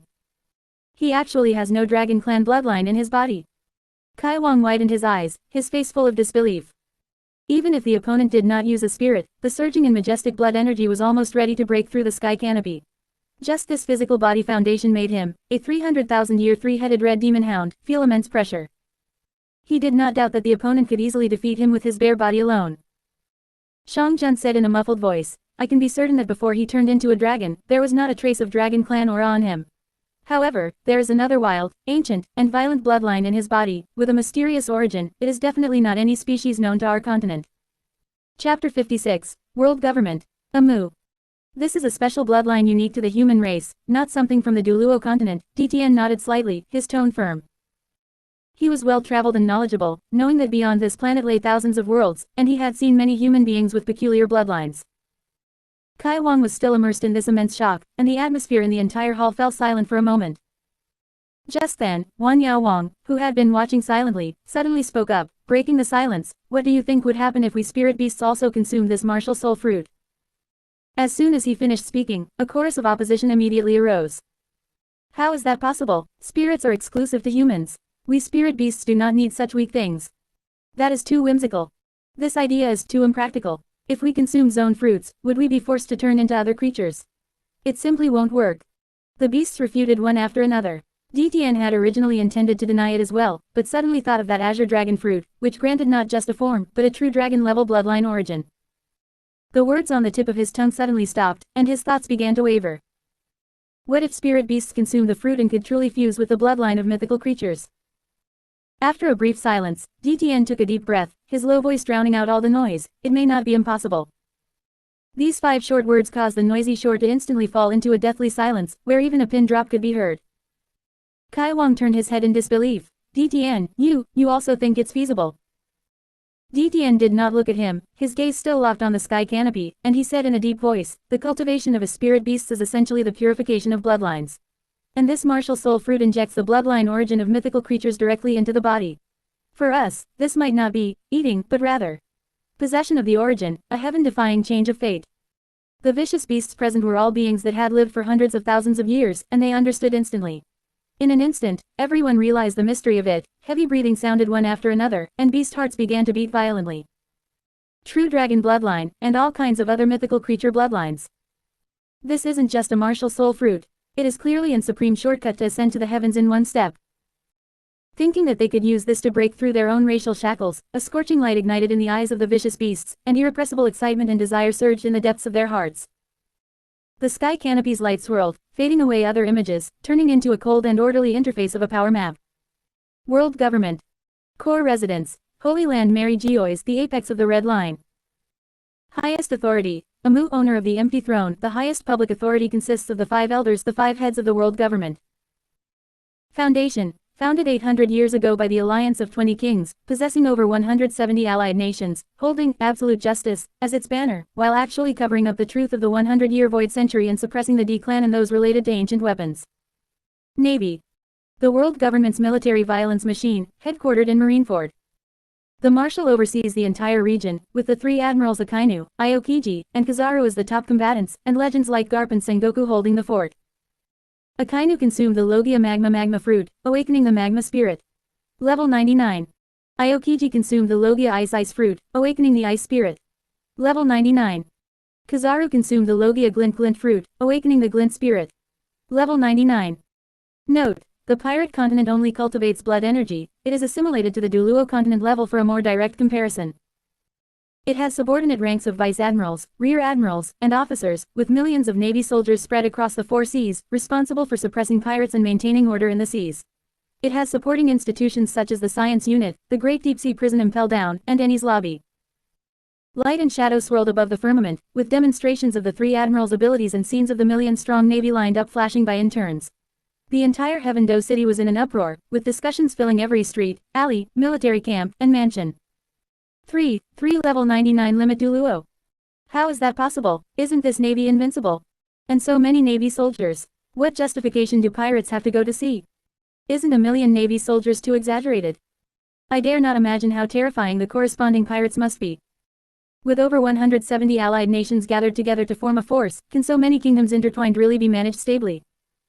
Heaven Do Empire, Heaven Do City. Emperor Shuiyi sat upright on the dragon throne, his gaze fixed intently on the sky canopy, muttering repeatedly, "A million navy soldiers, the naval combat power alone is a million strong. And there are 3 level 99 powerhouses." Finally, he said with a bitter look, "In my entire life, I have never seen so many level 99 powerhouses." After coming to his senses, he turned his head to look at Marshal Zheilong below the steps and asked in a deep voice, "Zheilong, how many battle-ready troops does my Heaven Do Empire currently have?" Marshal Zheilong stepped forward, cupped his hands and bowed, his tone respectful and frank. "Reporting to your majesty, our main elite force is 100,000 heavy cavalry, with an equal number of light cavalry.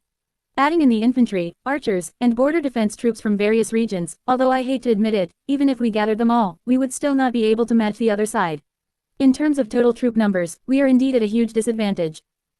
Hearing the reply, Emperor Shuiyi sighed heavily, his expression becoming increasingly gloomy. If the navy alone has 1 million soldiers, if we add in the army and garrison troops, how terrifying must the scale of their entire military be?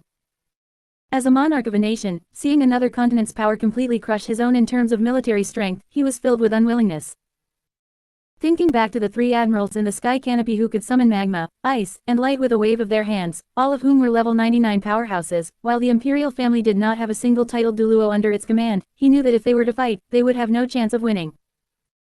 N.A.N. Runshui, who was standing to the side, saw this and stepped forward to soothe him. "Father, there is no need to be overly anxious. This million-strong navy was not recruited by a single country, but as the result of the world government integrating the military forces of over 170 allied nations. We in Heaven Do are just one of the powers on the Duluo continent, with the Star Luo Empire and Spirit Hall rivaling us nearby. Our territory and population are limited, so it is normal that our military strength cannot compare to the other side." With these words, the dreamer was awakened. Emperor Shuiyi suddenly realized the truth, and his tense expression relaxed slightly. He had just been disturbed by the disparity in numbers and had momentarily been stuck in a dead end. But a moment later, a new crisis emerged in his heart, and his eyes suddenly became sharp. "Crown Prince, you are right, but this also precisely shows that the strength of this world government is unfathomable. It has actually managed to keep the kingdoms of an entire continent under its control." Marshal Zheilong frowned slightly and asked with confusion, "Your Majesty, the sky canopy states that this is a multi-nation alliance. If they have already achieved total rule, why keep the names and institutions of each kingdom?" Emperor Shuiyi did not answer directly, but turned to look at N.A.N. Runshui, signaling her to analyze the key points. N.A.N. Runshui pondered for a moment, and combining the information previously released by the sky canopy, she instantly grasped the key and said, "The root lies in one person, Amu, that dominator who sits high upon the empty throne." "Correct." Emperor Shuiyi nodded slowly, his gaze sweeping over the civil and military officials in the hall, his tone grave. There is no monarch in the world who is willing to willingly submit to others. The so-called alliance is nothing but a facade to deceive the public. This Amu must have used brute force to compel all nations to submit. As for why they did not abolish the existing kingdoms, the reason remains unknown for now. Father, in my judgment, the threat of the pirate continent is far greater than that of the Naruto continent. Qian Runshui's brow was tightly locked, her expression serious. The 5 great nations of the Naruto continent check and balance each other, with multiple forces constraining one another. But the pirate continent has been completely integrated by a single force. The resources and manpower of the entire continent are all at its disposal. Its foundation is so thick that it is immeasurable. Chapter 57. Are the 4 emperors at divine rank strength? A civil official stepped out from the ranks and asked with a bow, Your Majesty, Your Highness the Crown Prince, I have a question. Since the world government has such strong military power and countless experts, why have they never been able to purge the pirates within the 4 seas? As the words fell, the great hall instantly fell silent. Emperor Shuiyi and Qian Runshui exchanged glances, each reading the hidden agenda in the other's eyes, yet both chose to remain silent. Such court intrigues and methods of checks and balances were definitely not something ordinary officials could understand. Seeing that Emperor Shuiyi did not respond for a long time, Qian Runshui cursed inwardly, old fox. Outwardly, however, she remained calm and took a step forward to answer composedly. Pirates occupy the vast ocean, and the sea routes extend in all directions. Trying to conduct a full-scale search and wipe them all out is, in itself, a task as difficult as ascending to heaven. This explanation seemed reasonable and fended off everyone's questions. But Qian Runshui knew in her heart that this was simply not the truth. The world government possessed an army of 1 million and top-tier experts. If they truly wanted to annihilate the pirates, it would by no means be difficult. They deliberately allowed the pirates to run rampant, using them to harass various allied nations. This allowed them to simultaneously intimidate the monarchs of various countries and logically impose taxes and levy supplies on them, all to maintain the massive expenses of the huge navy. At the mere thought of the ordnance and pay required daily by a million-strong army, Qian Runshui couldn't help but feel her scalp tingle. Such complex consumption could only be sustained by squeezing the power of the entire continent. The sky canopy continued to play, beginning to introduce the other factions. 4 emperors. The 4 great overlords of the New World, in the second half of the Grand Line, collectively known as the 3 great powers alongside the marine headquarters and the 7 warlords of the sea. The 4 each control vast sea areas, with intricate fleets and factions under their command.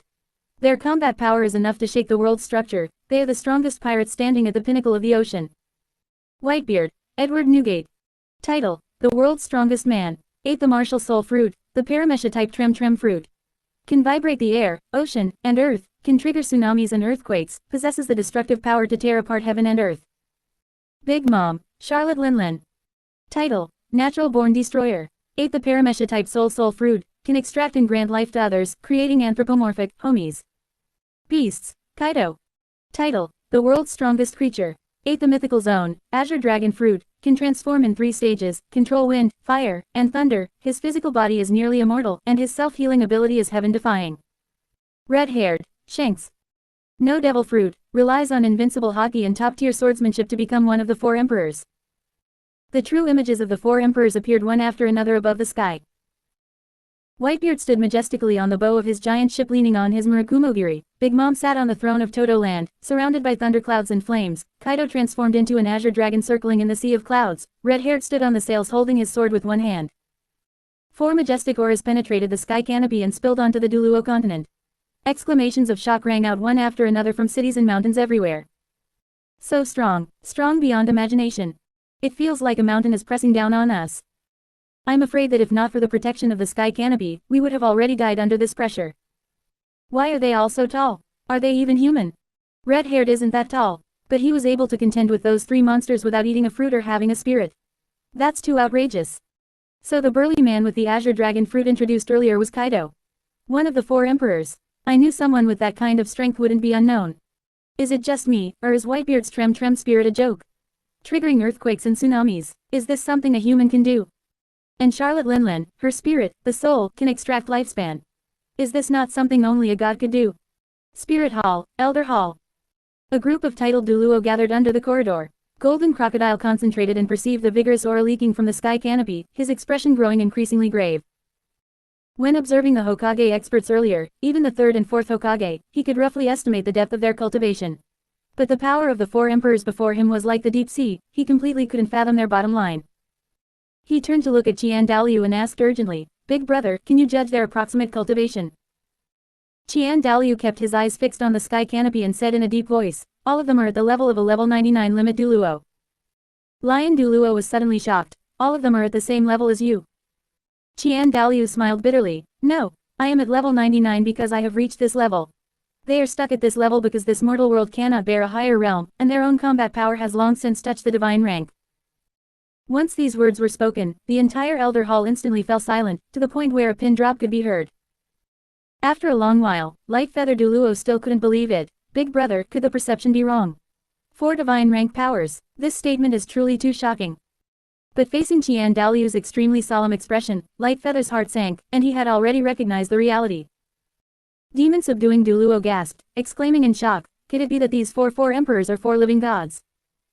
Thousand Jun Duluo frowned, his thoughts racing as he sorted things out. The 4 divine rank experts of the pirate continent have fallen to becoming pirates. Could this be the reason why the entire continent is named after pirates? Are the 4 emperors already the pinnacle of the continent? That is definitely not the case. Qian Daliu's tone grew heavier. The sky canopy clearly states that the world government established the navy to check and balance the pirates, which means the navy also possesses divine rank combat power within it, and the number is not small. Seeing the shock on the faces of the elders, Qian Daliu dropped another bombshell. In the shadows, there is the world government which controls the entire region. Letting the navy and pirates kill and consume each other is enough to prove that they hold terrifying power that surpasses both major factions. The group of elders felt their heads buzzing. Having witnessed the 2 worlds of Hokage in one piece one after another, their cognition had been shattered repeatedly. After a long silence, Lightfeather Duluo sighed bitterly. A few days ago, I learned a few ninjutsu and was secretly arrogant, thinking that even other continents were nothing much. Now, having witnessed the might of the 4 emperors with my own eyes, I realized that we were just frogs in a well. The remaining elders remained silent. Their previous arrogance had completely dissipated, leaving only deep wariness, or even fear, towards the pirate continent. 7 warlords of the sea. One of the 3 major factions of the pirate continent, composed of 7 top-tier pirates who accepted the world government's recruitment in exchange for legal rights to plunder and amnesty.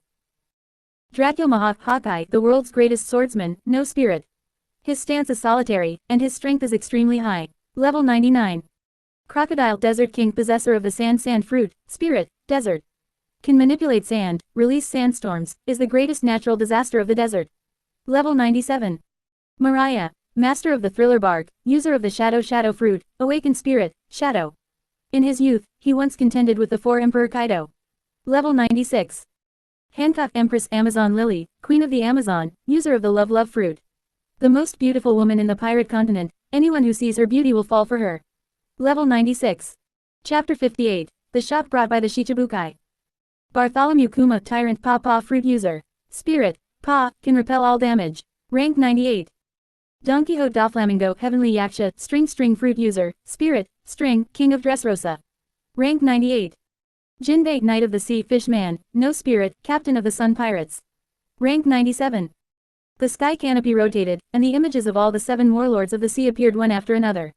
As these 7 powerful figures who dominated their respective regions displayed their unique phenomena, the entire Duluo continent, every city and sect, erupted in an instant uproar, with discussions sweeping across the land like a tidal wave.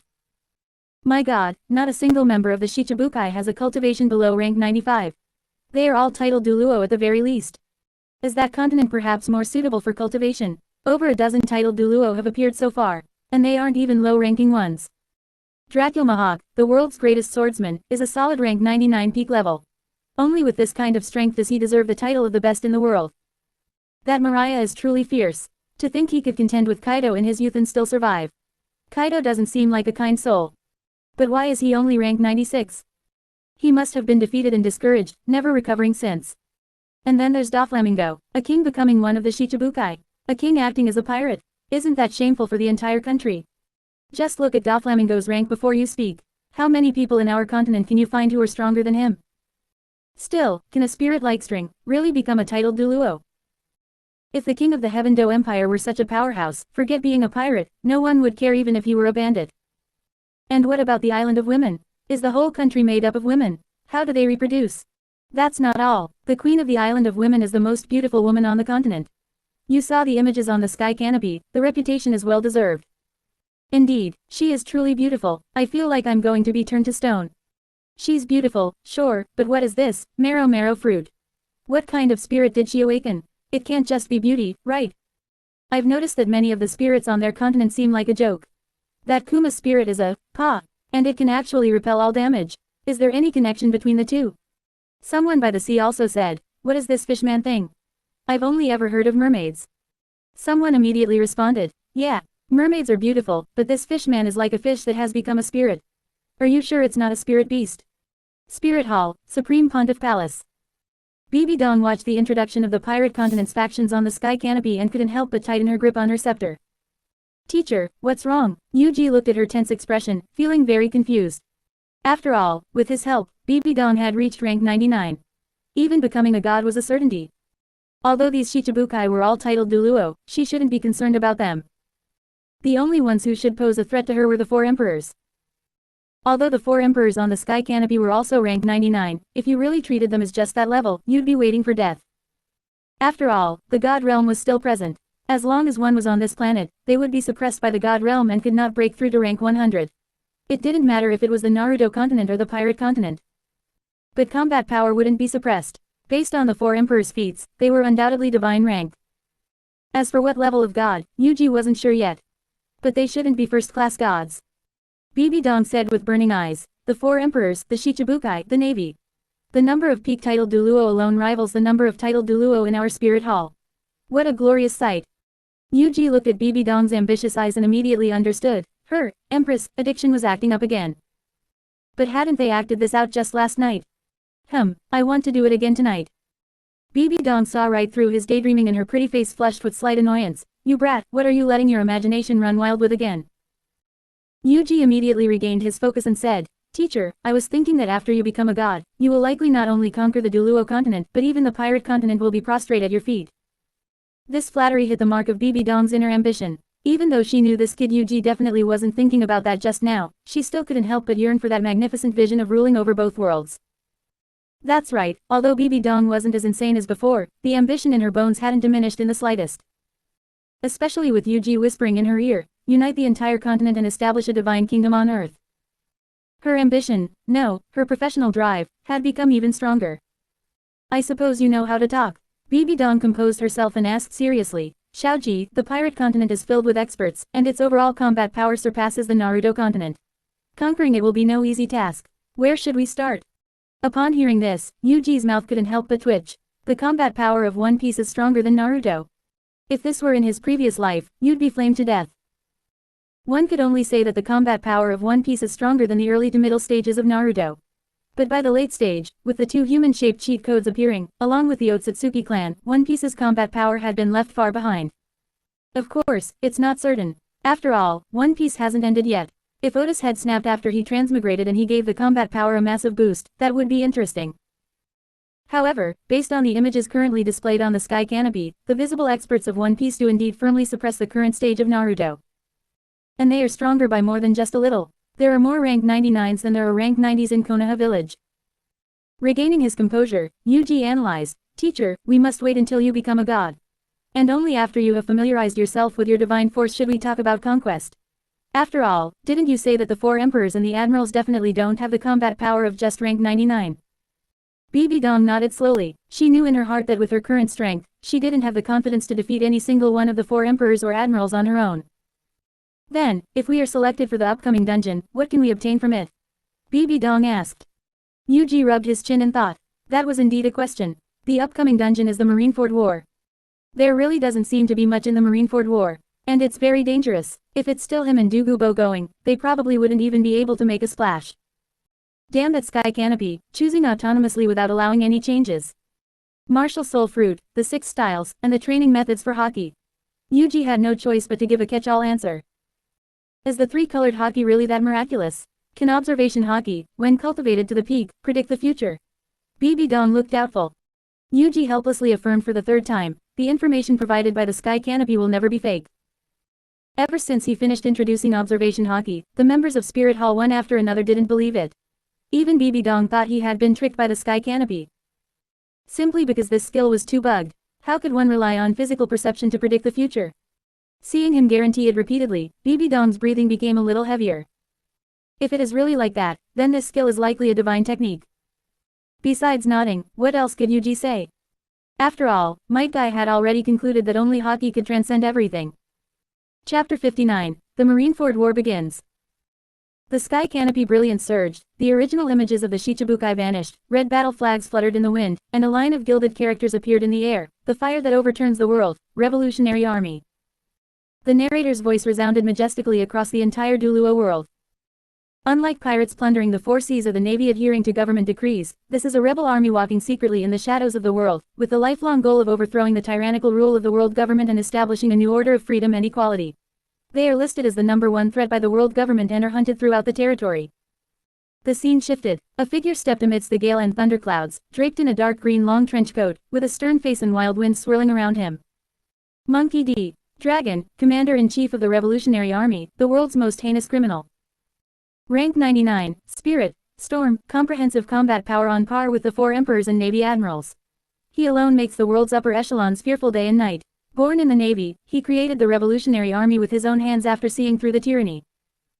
Action style, extremely secretive, focusing on underground infiltration, liberating slaves, mobilizing the masses, and accumulating strength, not easily confronting the navy head-on. The Revolutionary Army is divided into 5 major armies by region, each with an army commander, all of whom are top-tier powerhouses. The information about the Revolutionary Army was fully displayed on the sky canopy, causing an uproar across the entire continent, with the eyes of commoners on the streets fluctuating. Many people at the bottom looked at the manifesto aiming to abolish slavery and pursue equality for all living beings, and a look of yearning quietly appeared in the depths of their eyes. But the nobles were all shocked, their faces filled with disbelief. Are these rebels? And flagrant rebels at that? Is this Revolutionary Army also that strong? The leader has strength not inferior to the 4 emperors and admirals. Does this mean that without rank 99 strength, one isn't even qualified to make a splash in the pirate continent? They actually want to abolish slavery. How interesting. Didn't our Duluo already explicitly abolish slavery laws? The laws are just on paper. In secret, nobles keep slaves, and the empire has always turned a blind eye. There is no real strict investigation or control. If it were just abolishing slavery, that would be simple. They want to build a country where everyone is equal. That is simply daydreaming. A bunch of lunatics. A bunch of absolute lunatics. Spirit masters are born with extraordinary power. How could they possibly be on equal footing with ordinary commoners who have no spirit power? Heaven-Do Empire, Heaven-Do City. Emperor Shui suddenly stood up from the dragon throne, his face ashen, the madman Monkey D. Dragon, this person's philosophy is too dangerous and will bring chaos to the world. N.A.N. Shui stood to one side and nodded repeatedly, her heart also resisting this line of reasoning. Abolishing slavery would be one thing, but making everyone equal, no force on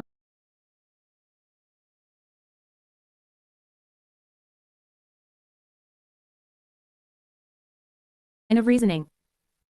Abolishing slavery would be one thing, but making everyone equal, no force on the Duluo continent would accept that.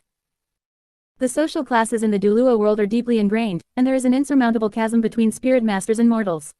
Once one condenses their first spirit ring, they have already transcended the category of commoners.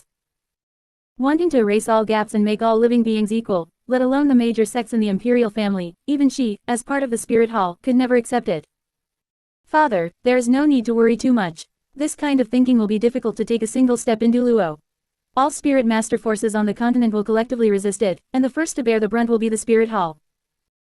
N.A.N. Shui spoke calmly. Even if the Supreme Pontiff were confused for a moment and tempted, the thousands of spirit masters under her command would never agree, and they could topple the upper echelons in an instant.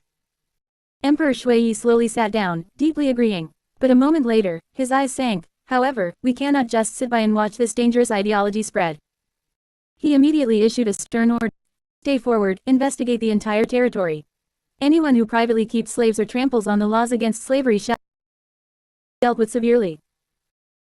As his voice fell, the emperor's eyes were cold and piercing as he added a prohibition. As for the talk of equality for all, anyone in Heaven-Do who dares to recklessly discuss it will have their entire clan exterminated. The civil and military officials bowed in unison to accept the order, repeatedly echoing that Your Majesty was wise. N.A.N. Shui watched from the side, finding it amusing. This was tearing down the house just to open a window. In the past, she had submitted memorials several times asking the country to crack down on nobles keeping slaves, but all were shelved and pushed aside by Emperor Shui. Now, touched by the sense of crisis from the Revolutionary Army and the sky canopy, he only remembered to tighten the laws temporarily, which was nothing more than using the matter of rectifying slavery to win over the hearts of the common people and prevent the ideology of equality from quietly spreading in Heaven-Do. The sky canopy brilliance surged, and a line of striking characters hung in the firmament. To intuitively demonstrate the collision of top forces in the pirate continent, the epic battle will be broadcast immediately, the Marineford War. Light golden subtitles slowly emerged on the sky canopy, recounting the root cause of the war. Thatch, commander of the 4th Division of the Whitebeard Pirates, found the dark fruit among the spoils of war. This was also the strongest Logia-type fruit that Blackbeard had endured for 26 years and dreamed of. Blinded by greed, Blackbeard betrayed his comrades and brutally murdered Thatch, violating the iron rule of the Whitebeard Pirates that killing comrades is not tolerated. After the deed was done, he fled in a panic. As the direct superior of Blackbeard, Portkes D. Ace, the 2nd Division commander, set out alone to pursue him in order to uphold the laws of the fleet and capture the traitor. The two finally engaged in a life-and-death battle on Bannero Island. Ace fought hard but was defeated and unfortunately fell into Blackbeard's hands and was imprisoned. Now playing, the final scene of Ace's capture. The island was sunny and beautiful. The next moment, a roar of flames that shook the mountains and seas suddenly tore through the sky. Flame Emperor. The camera zoomed in rapidly. Ace was shirtless, and crimson flames gushed out continuously from his flesh and blood. The flames in the sky swirled and gathered, condensing layer upon layer into a brilliant sun. The scorching heat steamed the sea of clouds, and water vapor rolled and evaporated on the surrounding sea. Opposite him, the bloated Blackbeard stood in the black mist, looking up and laughing wildly. Is it the scorching sun burning the world, or the darkness swallowing everything? There can only be one winner.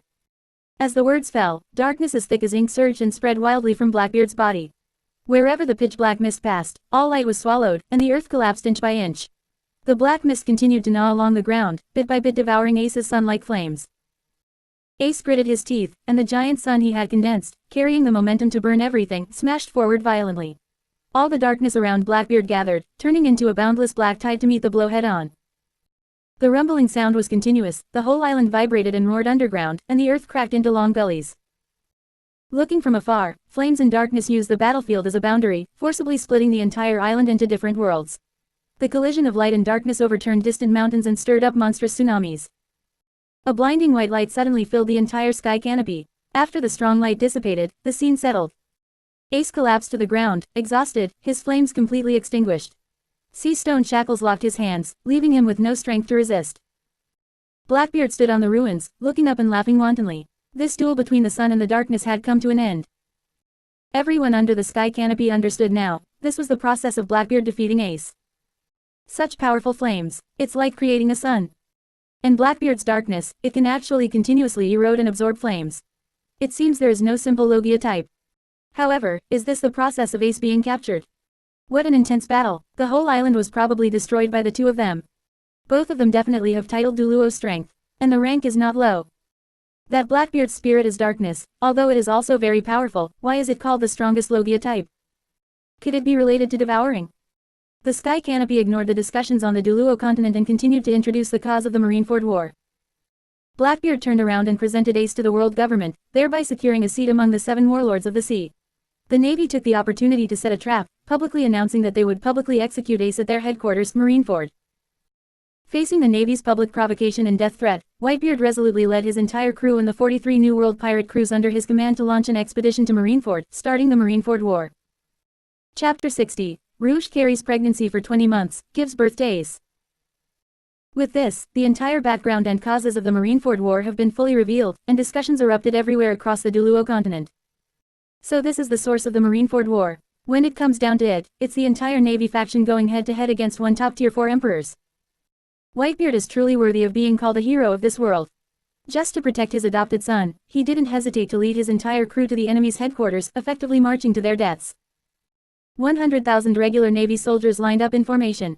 Such a military configuration would be hard to assemble even across all the nations of our Duluo. I can't wait to witness this earth-shattering war with my own eyes. The light of the sky canopy receded, and the camera locked onto the entire battlefield of the Marineford Bay. The vast harbor was fully visible, and the oppressive silence on the eve of the Great War spread across the Duluo continent through the light screen. Above the coastal defense line, hundreds of thousands of Navy soldiers wore uniform, justice, cloaks. Long spears and cannons were arranged in layers, and the phalanxes stretched on endlessly, a chilling and murderous aura rushing towards the viewer. On the blue stone platform at the front of the plaza, 5 members of the 7 warlords of the sea stood side by side, each harboring their own thoughts while waiting for the battle to begin. Below the execution platform, 3 luxurious command chairs were set apart in 3 directions, where the 3 Navy admirals sat calmly. Akainu crossed his right leg. Dressed in his crimson uniform, his face was as cold as iron, his eyes filled with nothing but disgust for pirates. Aokiji rested his elbows on his knees, looking lazy and indifferent to everything. Kizaru spoke in a slow, languid tone. What a troublesome deployment. Atop the towering iron execution platform, Ace was shirtless, his shoulders and arms covered in old scars. Heavy sea stone shackles locked his wrists, and he knelt on the ground, powerless. The once spirited Fire Fist looked despondent, his gaze fixed far out onto the vast ocean, lost in thought. Beside Ace, Navy Fleet Admiral Sengoku swept his cold eyes across every direction of the sea. Not far away at the railing, Navy hero Garp held the railing with one hand. His usually sturdy face was filled with complex emotions. Deep in his eyes lay regret, guilt, and helplessness. His lips moved several times, but in the end, he suppressed a sigh deep in his heart. I didn't expect the Shichibukai to join the war too. It's normal for the Shichibukai to be summoned by the Navy. But why are there only 5 of the Shichibukai here? That Blackbeard didn't even come. Isn't he the fuse that triggered this great war? The Navy already has 4 level 99 powerhouses. How can Whitebeard possibly win this? The sky canopy continued to play. Fleet Admiral Sengoku stood on the execution platform with the kneeling Ace beside him. He picked up a Den Mushi, and his voice transmitted through the loudspeakers across the entire bay, reaching every screen in the world watching this live broadcast. Portgas D. Ace, regarding the significance of this man dying here today. The entire venue fell silent. The 100,000 elite Navy soldiers, the 7 warlords of the sea, and the 3 admirals all waited for the predetermined charge. But the words Sengoku spoke next caused the entire world to freeze. Ace, state your father's name. Ace slowly raised his head, his eyes cold and stubborn. My only father is Whitebeard. Apart from him, there is no one else. Someone under the sky canopy asked in confusion. Why ask this question at a time like this? Could it be that Ace's father has a major background? It seems this war isn't simple. Sengoku glared. You can't possibly not know. Your father is the Pirate King, Galdi. Roger. Dead silence. That kind of silence wasn't just quiet, it was the suffocation of having the air sucked out. On the execution platform, Ace lowered his head, his hat brim obscuring all his expressions, only his clenched teeth revealing a hint of emotion. And the 100,000 soldiers in the Marineford Plaza gasped in unison. Under the sky canopy, no one expected this identity. The Pirate King, it's actually an existence that reigns supreme in that pirate continent, above the 4 emperors. What kind of monster is this? But why is Ace, the son of the Pirate King, on Whitebeard's ship and even became his son? And looking at the reaction in the sky canopy, it seems the Pirate King's bloodline is considered incredibly filthy. That's for sure, the Pirate King definitely wouldn't be tolerated by the world government. The sky canopy did not pause, and Sengoku continued to recount the secret of Ace's birth. Back when Roger was captured and brought to justice, to cut off the roots, the world government searched with all its might for his remaining bloodline, going so far as to blockade an entire island to check every newborn, but they still found nothing. You were born on Baderla Island in the South Blue. Your mother's name was Portgas D. Rouge. That woman, in order to keep the Navy from finding you, actually carried you in her womb for a full 20 months, and died of exhaustion right after giving birth to you. Ace's thin shoulders suddenly trembled violently, and his deeply buried head lowered even further. Afterwards, you were adopted by others and named Portgas D. Ace, you took your mother's surname. But you inherited the most evil bloodline in the world, your very existence is a threat to the world order. Therefore, your execution here today carries immense significance, even if it means going to all-out war with the Whitebeard pirates. The execution countdown restarted. The coastal batteries were all aimed at the open sea, and the Navy soldiers gripped their weapons tight. Everyone knew Whitebeard would inevitably show up, but no one could guess in what way that strongest man in the world would appear. Everyone under the sky canopy was shocked that Ace's birth was so bizarre. To go to such great lengths just for one infant. Searching an entire island, what on earth did that Pirate King do? Sentenced to death just based on his birth, is Ace's very existence a sin? Of course it's a sin. What if that Pirate King did something unforgivable? But that mother named Rouge is truly great. She actually endured for a full 20 months. What kind of willpower is that? Women may be weak, but mothers are strong. It reminds me of Kushina from the Naruto continent. They are both great mothers. Heaven-Do Empire, Heaven-Do City. Qian Runshui gazed at the story of Ace and Rouge on the light screen. Thinking of the determination of a mother protecting her child with her own life, her nose stung, and crystal-clear tears flowed down her cheeks uncontrollably. Emperor Shui, sitting on the dragon throne nearby, saw this and looked surprised. Why does the crown prince shed tears? Qian Runshui hurriedly raised her hand to wipe away the tear stains and calmly bowed to reply, reporting to Father Emperor, your child was moved by the deep maternal love in the sky canopy. Such profound human emotion is truly touching. Emperor Shui nodded slowly. She is indeed a remarkable mother, willing to give up her life to protect her flesh and blood. His tone shifted as his gaze deepened, and he asked indifferently, then, in the Crown Prince's opinion, is what Rouge did right or wrong? Qian Runshui pondered for a moment and answered solemnly, protecting one's offspring is a mother's instinct. In terms of family affection, Rouge is not at fault at all, but Ace carries a bloodline regarded by the world government as a sin. As a subject, hiding and giving birth to a descendant of sin is a grave error according to national law. As her words faded, her heart stirred slightly. She quietly associated this with herself and murmured inwardly, even if others carry a bloodline of original sin, they still have a mother who would sacrifice her life to protect them. But what about me? Is my bloodline also born with sin?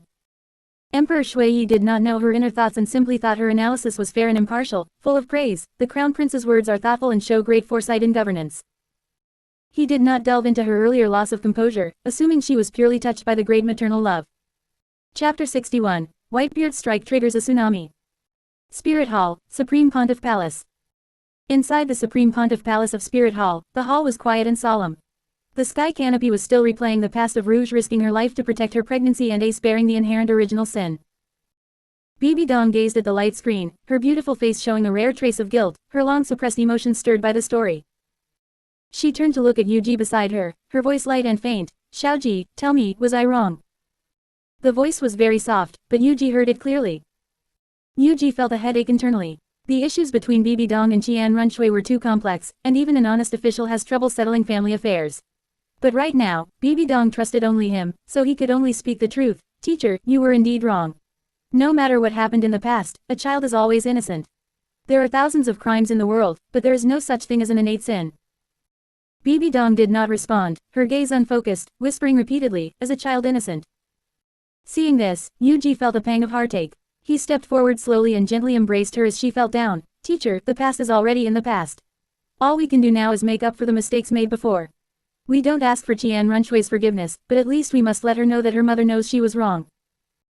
Bibi Dong let out a long sigh, the knot in her heart that had been suppressed for many years loosening significantly. Xiaoji, it was you who made me recognize my own heart. I loved Qian Runshui. Before, because of that beast. I couldn't face her directly. Now that I have walked out of that, I should apologize to Qian Runshui. Yuji breathed a sigh of relief upon hearing this. As long as she could understand, it was fine. Qian Runshui, wait to call me uncle. But soon he felt his ear get hot. However, Qian Runshui, is what you called her. You should call her Sister Shui. Teacher, you are discarding the millstone after the donkey has done its work. Yuji was very helpless. Why is she pulling his ear again? Bibi Dong showed the expression of a young woman after a long time. I don't care, you must make Qian Runshui forgive me. And you must find a way to make her accept you. Otherwise, don't even think about it later. The usually dignified and solemn Supreme Pontiff rarely showed a bit of coquettishness. Yuji was stunned for a moment, and then upon hearing these unreasonable words, he was shocked. Make Qian Runshui accept a stepfather younger than her. How is that possible? If she knew, she would definitely come slashing with a sword. Teacher, you can't do this. Then that depends on how much effort you put into it. Bibi Dong stretched out her slender hand and gently pinched his cheek, agreeing obediently as my Xiaoji. Yuji smiled helplessly, knowing he had been set up by her, yet unable to do anything about it, he could only bite the bullet and agree. But there was no choice, she was his woman. As for a solution, there is no damn solution. A problem that even Dorgan couldn't solve, why should I be able to? Do you want me to take both mother and daughter? No way, Brother G is not that kind of person. The sky canopy continued to play. The currents of Marineford began to move. Closing square bracket. It was not a high tide, nor a low tide, but a huge, unnatural surging, as if the entire ocean was being stirred from the bottom. Closing square bracket. Even the image on the sky canopy seemed to start shaking. Masts appeared on the horizon, countless masts, hanging various pirate flags. A total of 43 ships sailed out from the mist, lining up in a grand formation, crushing towards Marineford. Closing square bracket. Sengoku clenched his fists. He had thought Whitebeard would choose to sneak in from the seabed, but he didn't expect this old guy to choose the most arrogant way, coming from the front. Closing square bracket. But the real surprise was yet to come. Closing square bracket. Inside the crescent moon bay of Marineford, the sea surface suddenly bulged into a huge hump. Water splashed, and the outline of a ship broke through the water from the seabed, the coating bursting into billions of colorful water droplets under the sunlight. Closing square bracket. That was a huge white whale-headed ship, the Moby Dick. The other ships were like toys in front of it. It appeared directly in the bay in an incredible way, crossing all the outer defensive lines. Closing square bracket. Then, heavy, slow, and unshakable footsteps came from deep within the cabin. With every step taken, the deck groaned dully. Then, a giant-like figure walked out from the shadows of the cabin and stood at the bow of the ship. Closing square bracket. The world's strongest man, Edward Newgate, makes his entrance. Closing square bracket. He wore no cloak, and every inch of his bare upper body was covered in scars, crisscrossing like the gullies of the earth. Closing square bracket. The white crescent-shaped mustache on his mouth curved slightly upwards, not knowing if he was laughing or angry, his hand holding a large blade horizontally, the blade reflecting the faint light of artillery fire. Closing square bracket. Only hearing Sengoku say solemnly to the navy below, even if we have the advantage in numbers, do not be careless. That man possesses the power to destroy the world. Closing square bracket. Everyone under the sky canopy did not expect the four emperors to have this kind of entrance. Actually emerging from the deep sea. What exactly is that layer of bubbles? It might be something unique to the pirate continent. So domineering. Is this the four emperors? What an exaggerated height. It's over 6 meters, right? Is this giant bloodline? What's high about this? Look at the several giant vice admirals on the coastline. By the way, are those giants really not considered a type of spirit beast?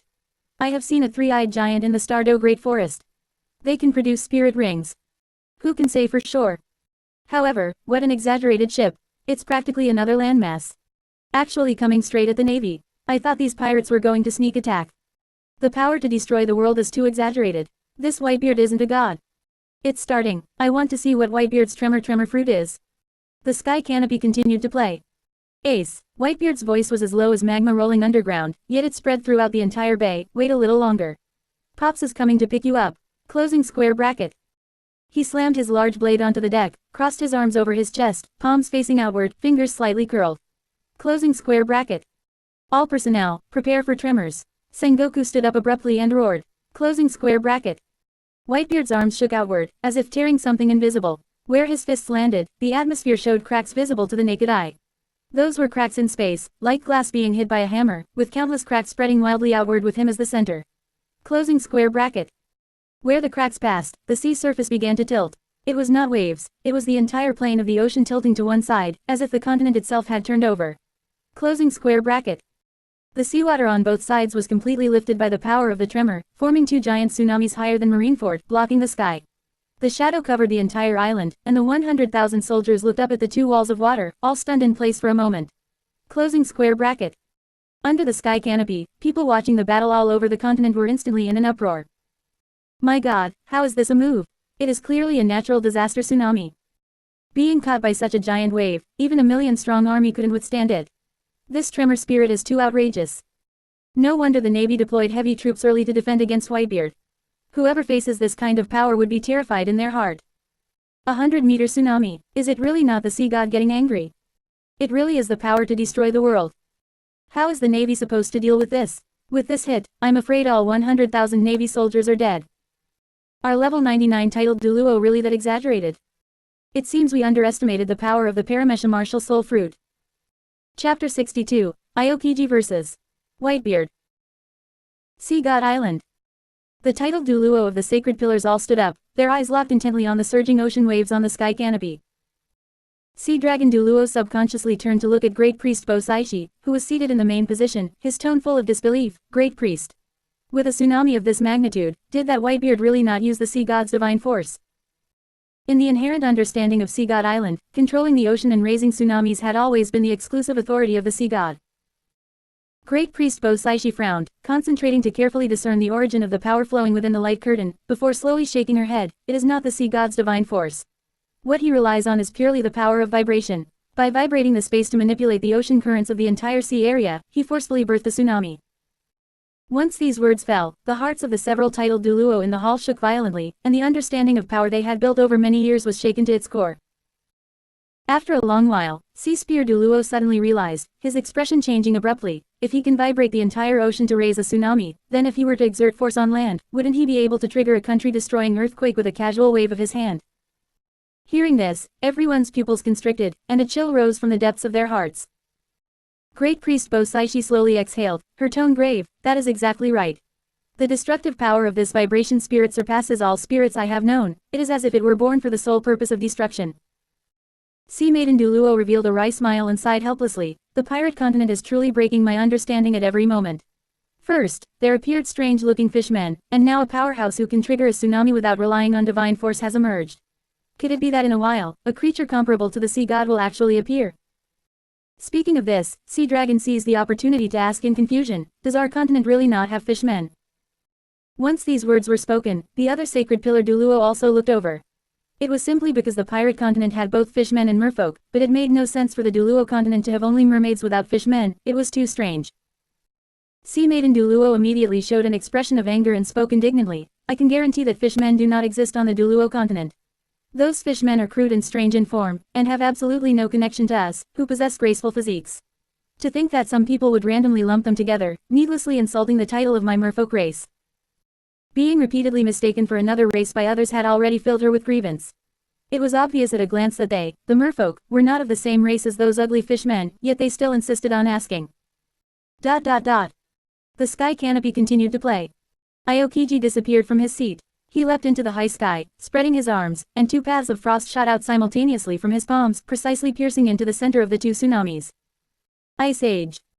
White freezing air erupted from the contact point, spreading in all directions at a speed difficult for the naked eye to capture. The two massive waves, capable of submerging Marineford, were frozen from the inside out into two icebergs in the second before they could fall, with sunlight penetrating the ice layer and refracting an eerie blue halo. Aokiji, you kid have quite good manners. Whitebeard watched this scene and grinned. After Aokiji froze the towering tsunami, his figure did not retreat back to the admiral's seat. His body soared into the air, cold air rapidly condensing at his fingertips, and several giant ice spears with bone-chilling cold light formed, piercing through the air. Partisan. The piercing ice spears, wrapped in bone-chilling cold wind, tore through the air and lunged straight at Whitebeard on the flagship. Whitebeard, standing at the bow of the ship, raised his eyelids slightly, a faint look of disdain crossing his lips. He tilted his body slightly and slammed his right fist into the air. Several vibrating cracks appeared in the void realm, visible to the naked eye. The invisible power of vibration instantly collided with the oncoming ice spears, and the hard ice shattered into pieces in an instant, turning into sky-filling ice shards that scattered across the sea surface. Afterward, the remaining force of the vibration showed no signs of abating, and carrying the might of destruction, it surged back towards Aokiji with rapid speed. Aokiji's expression changed slightly. Too late to dodge again, he had no choice but to elementalize and advance to avoid damage, his body instantly turning into a giant ice block and falling heavily toward the sea surface. The moment the ice block hit the water, his freezing ability erupted at full power.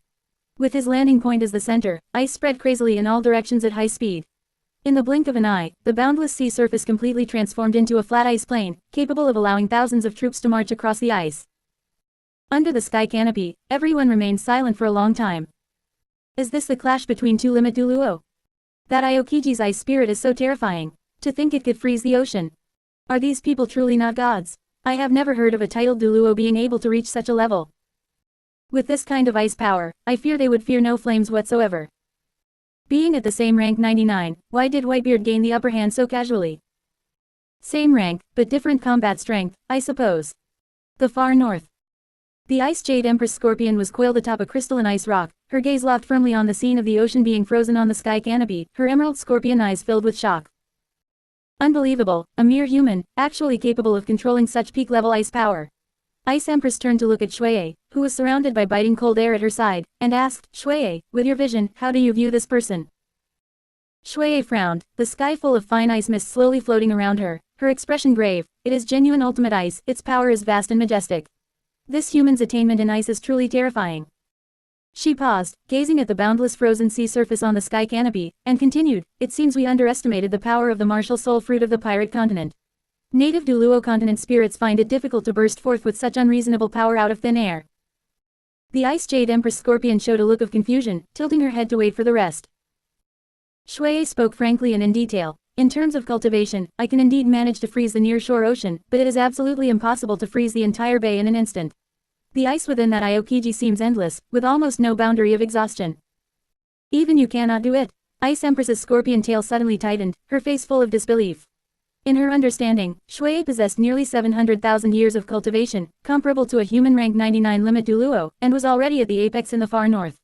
It was understandable that she, with over 300,000 years of cultivation, could not do it, but Shuei should not be inferior to others. Shuei nodded gently, her gaze looking deeply at Aokiji on the sky canopy as he stood up and brushed off the ice shards covering his body. Although we are both at rank 99, our actual combat strength may be worlds apart. His power and the foundation of his physical body have completely transcended the shackles of the mundane. With a mortal body, he possesses power at the level of a god. Ice Empress looked at the endless ice origin of Aokiji on the sky canopy, her emerald scorpion eyes full of envy, and couldn't help but murmur in a low voice, if only we spirit beasts could also consume such martial soul fruit, the ice power of the far north could climb to another peak. Hearing these words, the previously pensive Shui's eyes suddenly lit up, and she spoke in realization. That's right, why can't we consume devil fruits? There is no rule stating that the fruits are only permitted for human consumption. Ice Empress instantly widened her scorpion eyes, her 8 scorpion legs tensing up, and she exclaimed in surprise, Shui. We can't awaken a spirit even if we eat them, so what use would that be? Shui stepped slowly onto the 10,000-year ice. No. Binger, I feel that the ice origin within Aokiji is extremely suitable for us. It may be the opportunity for us to advance further. Ice Empress felt it for a moment and was also swayed, but how should we obtain it? The Marineford War battlefield has countless casualties, and a large number of devil fruits will fall to various places as the powerhouses perish. A trace of scheming flashed in the depths of Shui's eyes. If the sky canopy opens the Marineford War instance later and we in the far north are fortunate enough to enter, we will do our utmost to retrieve an ice-type fruit. This is also our chance to survive the next lightning tribulation. Chapter 63. Dracula Mahawk's Earth-Shattering Strike, Sword Duluo's Epiphany. The great battle has officially begun. Closing square bracket. The 14 division commanders of the Whitebeard pirates moved simultaneously, their auras surging to the heavens. The entire group charged fiercely toward the execution platform, and the flames of war instantly spread everywhere. Closing square bracket. Yet, at the very moment countless commanders charged forward, a solitary, aloof figure suddenly moved. Closing square bracket. Dracula Mahawk, standing at the very front of the Shichibukai formation, took a step, instantly drawing the gaze of the hundreds of thousands of Navy soldiers and every powerhouse present. Closing square bracket. Even Akainu, who was watching the battle with a cold and indifferent expression, glanced over slightly, murmuring in surprise. Dracula Mahawk, who always does as he pleases and never likes to get involved in the coalition's wars, has actually taken the initiative to join the fight. Closing square bracket. Dracula Mahawk's narrow eyes were as sharp as blades. Every Navy soldier and pirate powerhouse swept by his gaze felt a faint stinging sensation on their skin, as if sword chi was invading their bodies. His sharp edge was chilling to the extreme. Closing square bracket. He gazed into the distance at Whitebeard on the ship's bow, his voice indifferent yet incomparably firm. I am here to test exactly what kind of gap exists between me and that man known as the strongest in the world. Closing square bracket. Not far away, Flower Sword Vista, who was in the midst of the charge, paused his steps. His gaze locked tightly onto that figure in black, his expression incomparably solemn. It is the world's greatest swordsman, Dracula Mahawk. The moment any swordsman in the world sees him, they will ignite an obsession to cross blades with him. This is an instinct carved into their bones. Closing square bracket. The eyes of the entire battlefield were focused on Dracula Mahawk. Closing square bracket. Under the gaze of everyone, Dracula Mahawk slowly raised his hand and gripped the hilt behind his back. Closing square bracket. The pitch-black, heavy long blade slowly left its sheath, its dark body shimmering with the world's top sharp, cold light. Closing square bracket. Someone on the battlefield instantly exclaimed in shock. It is the Black Blade Yuru. One of the 12 supreme grade swords. The peerless famous blade that only the world's strongest swordsman can wield. Closing square bracket. Clang. Closing square bracket. The sound of the blade shook the bay. Closing square bracket.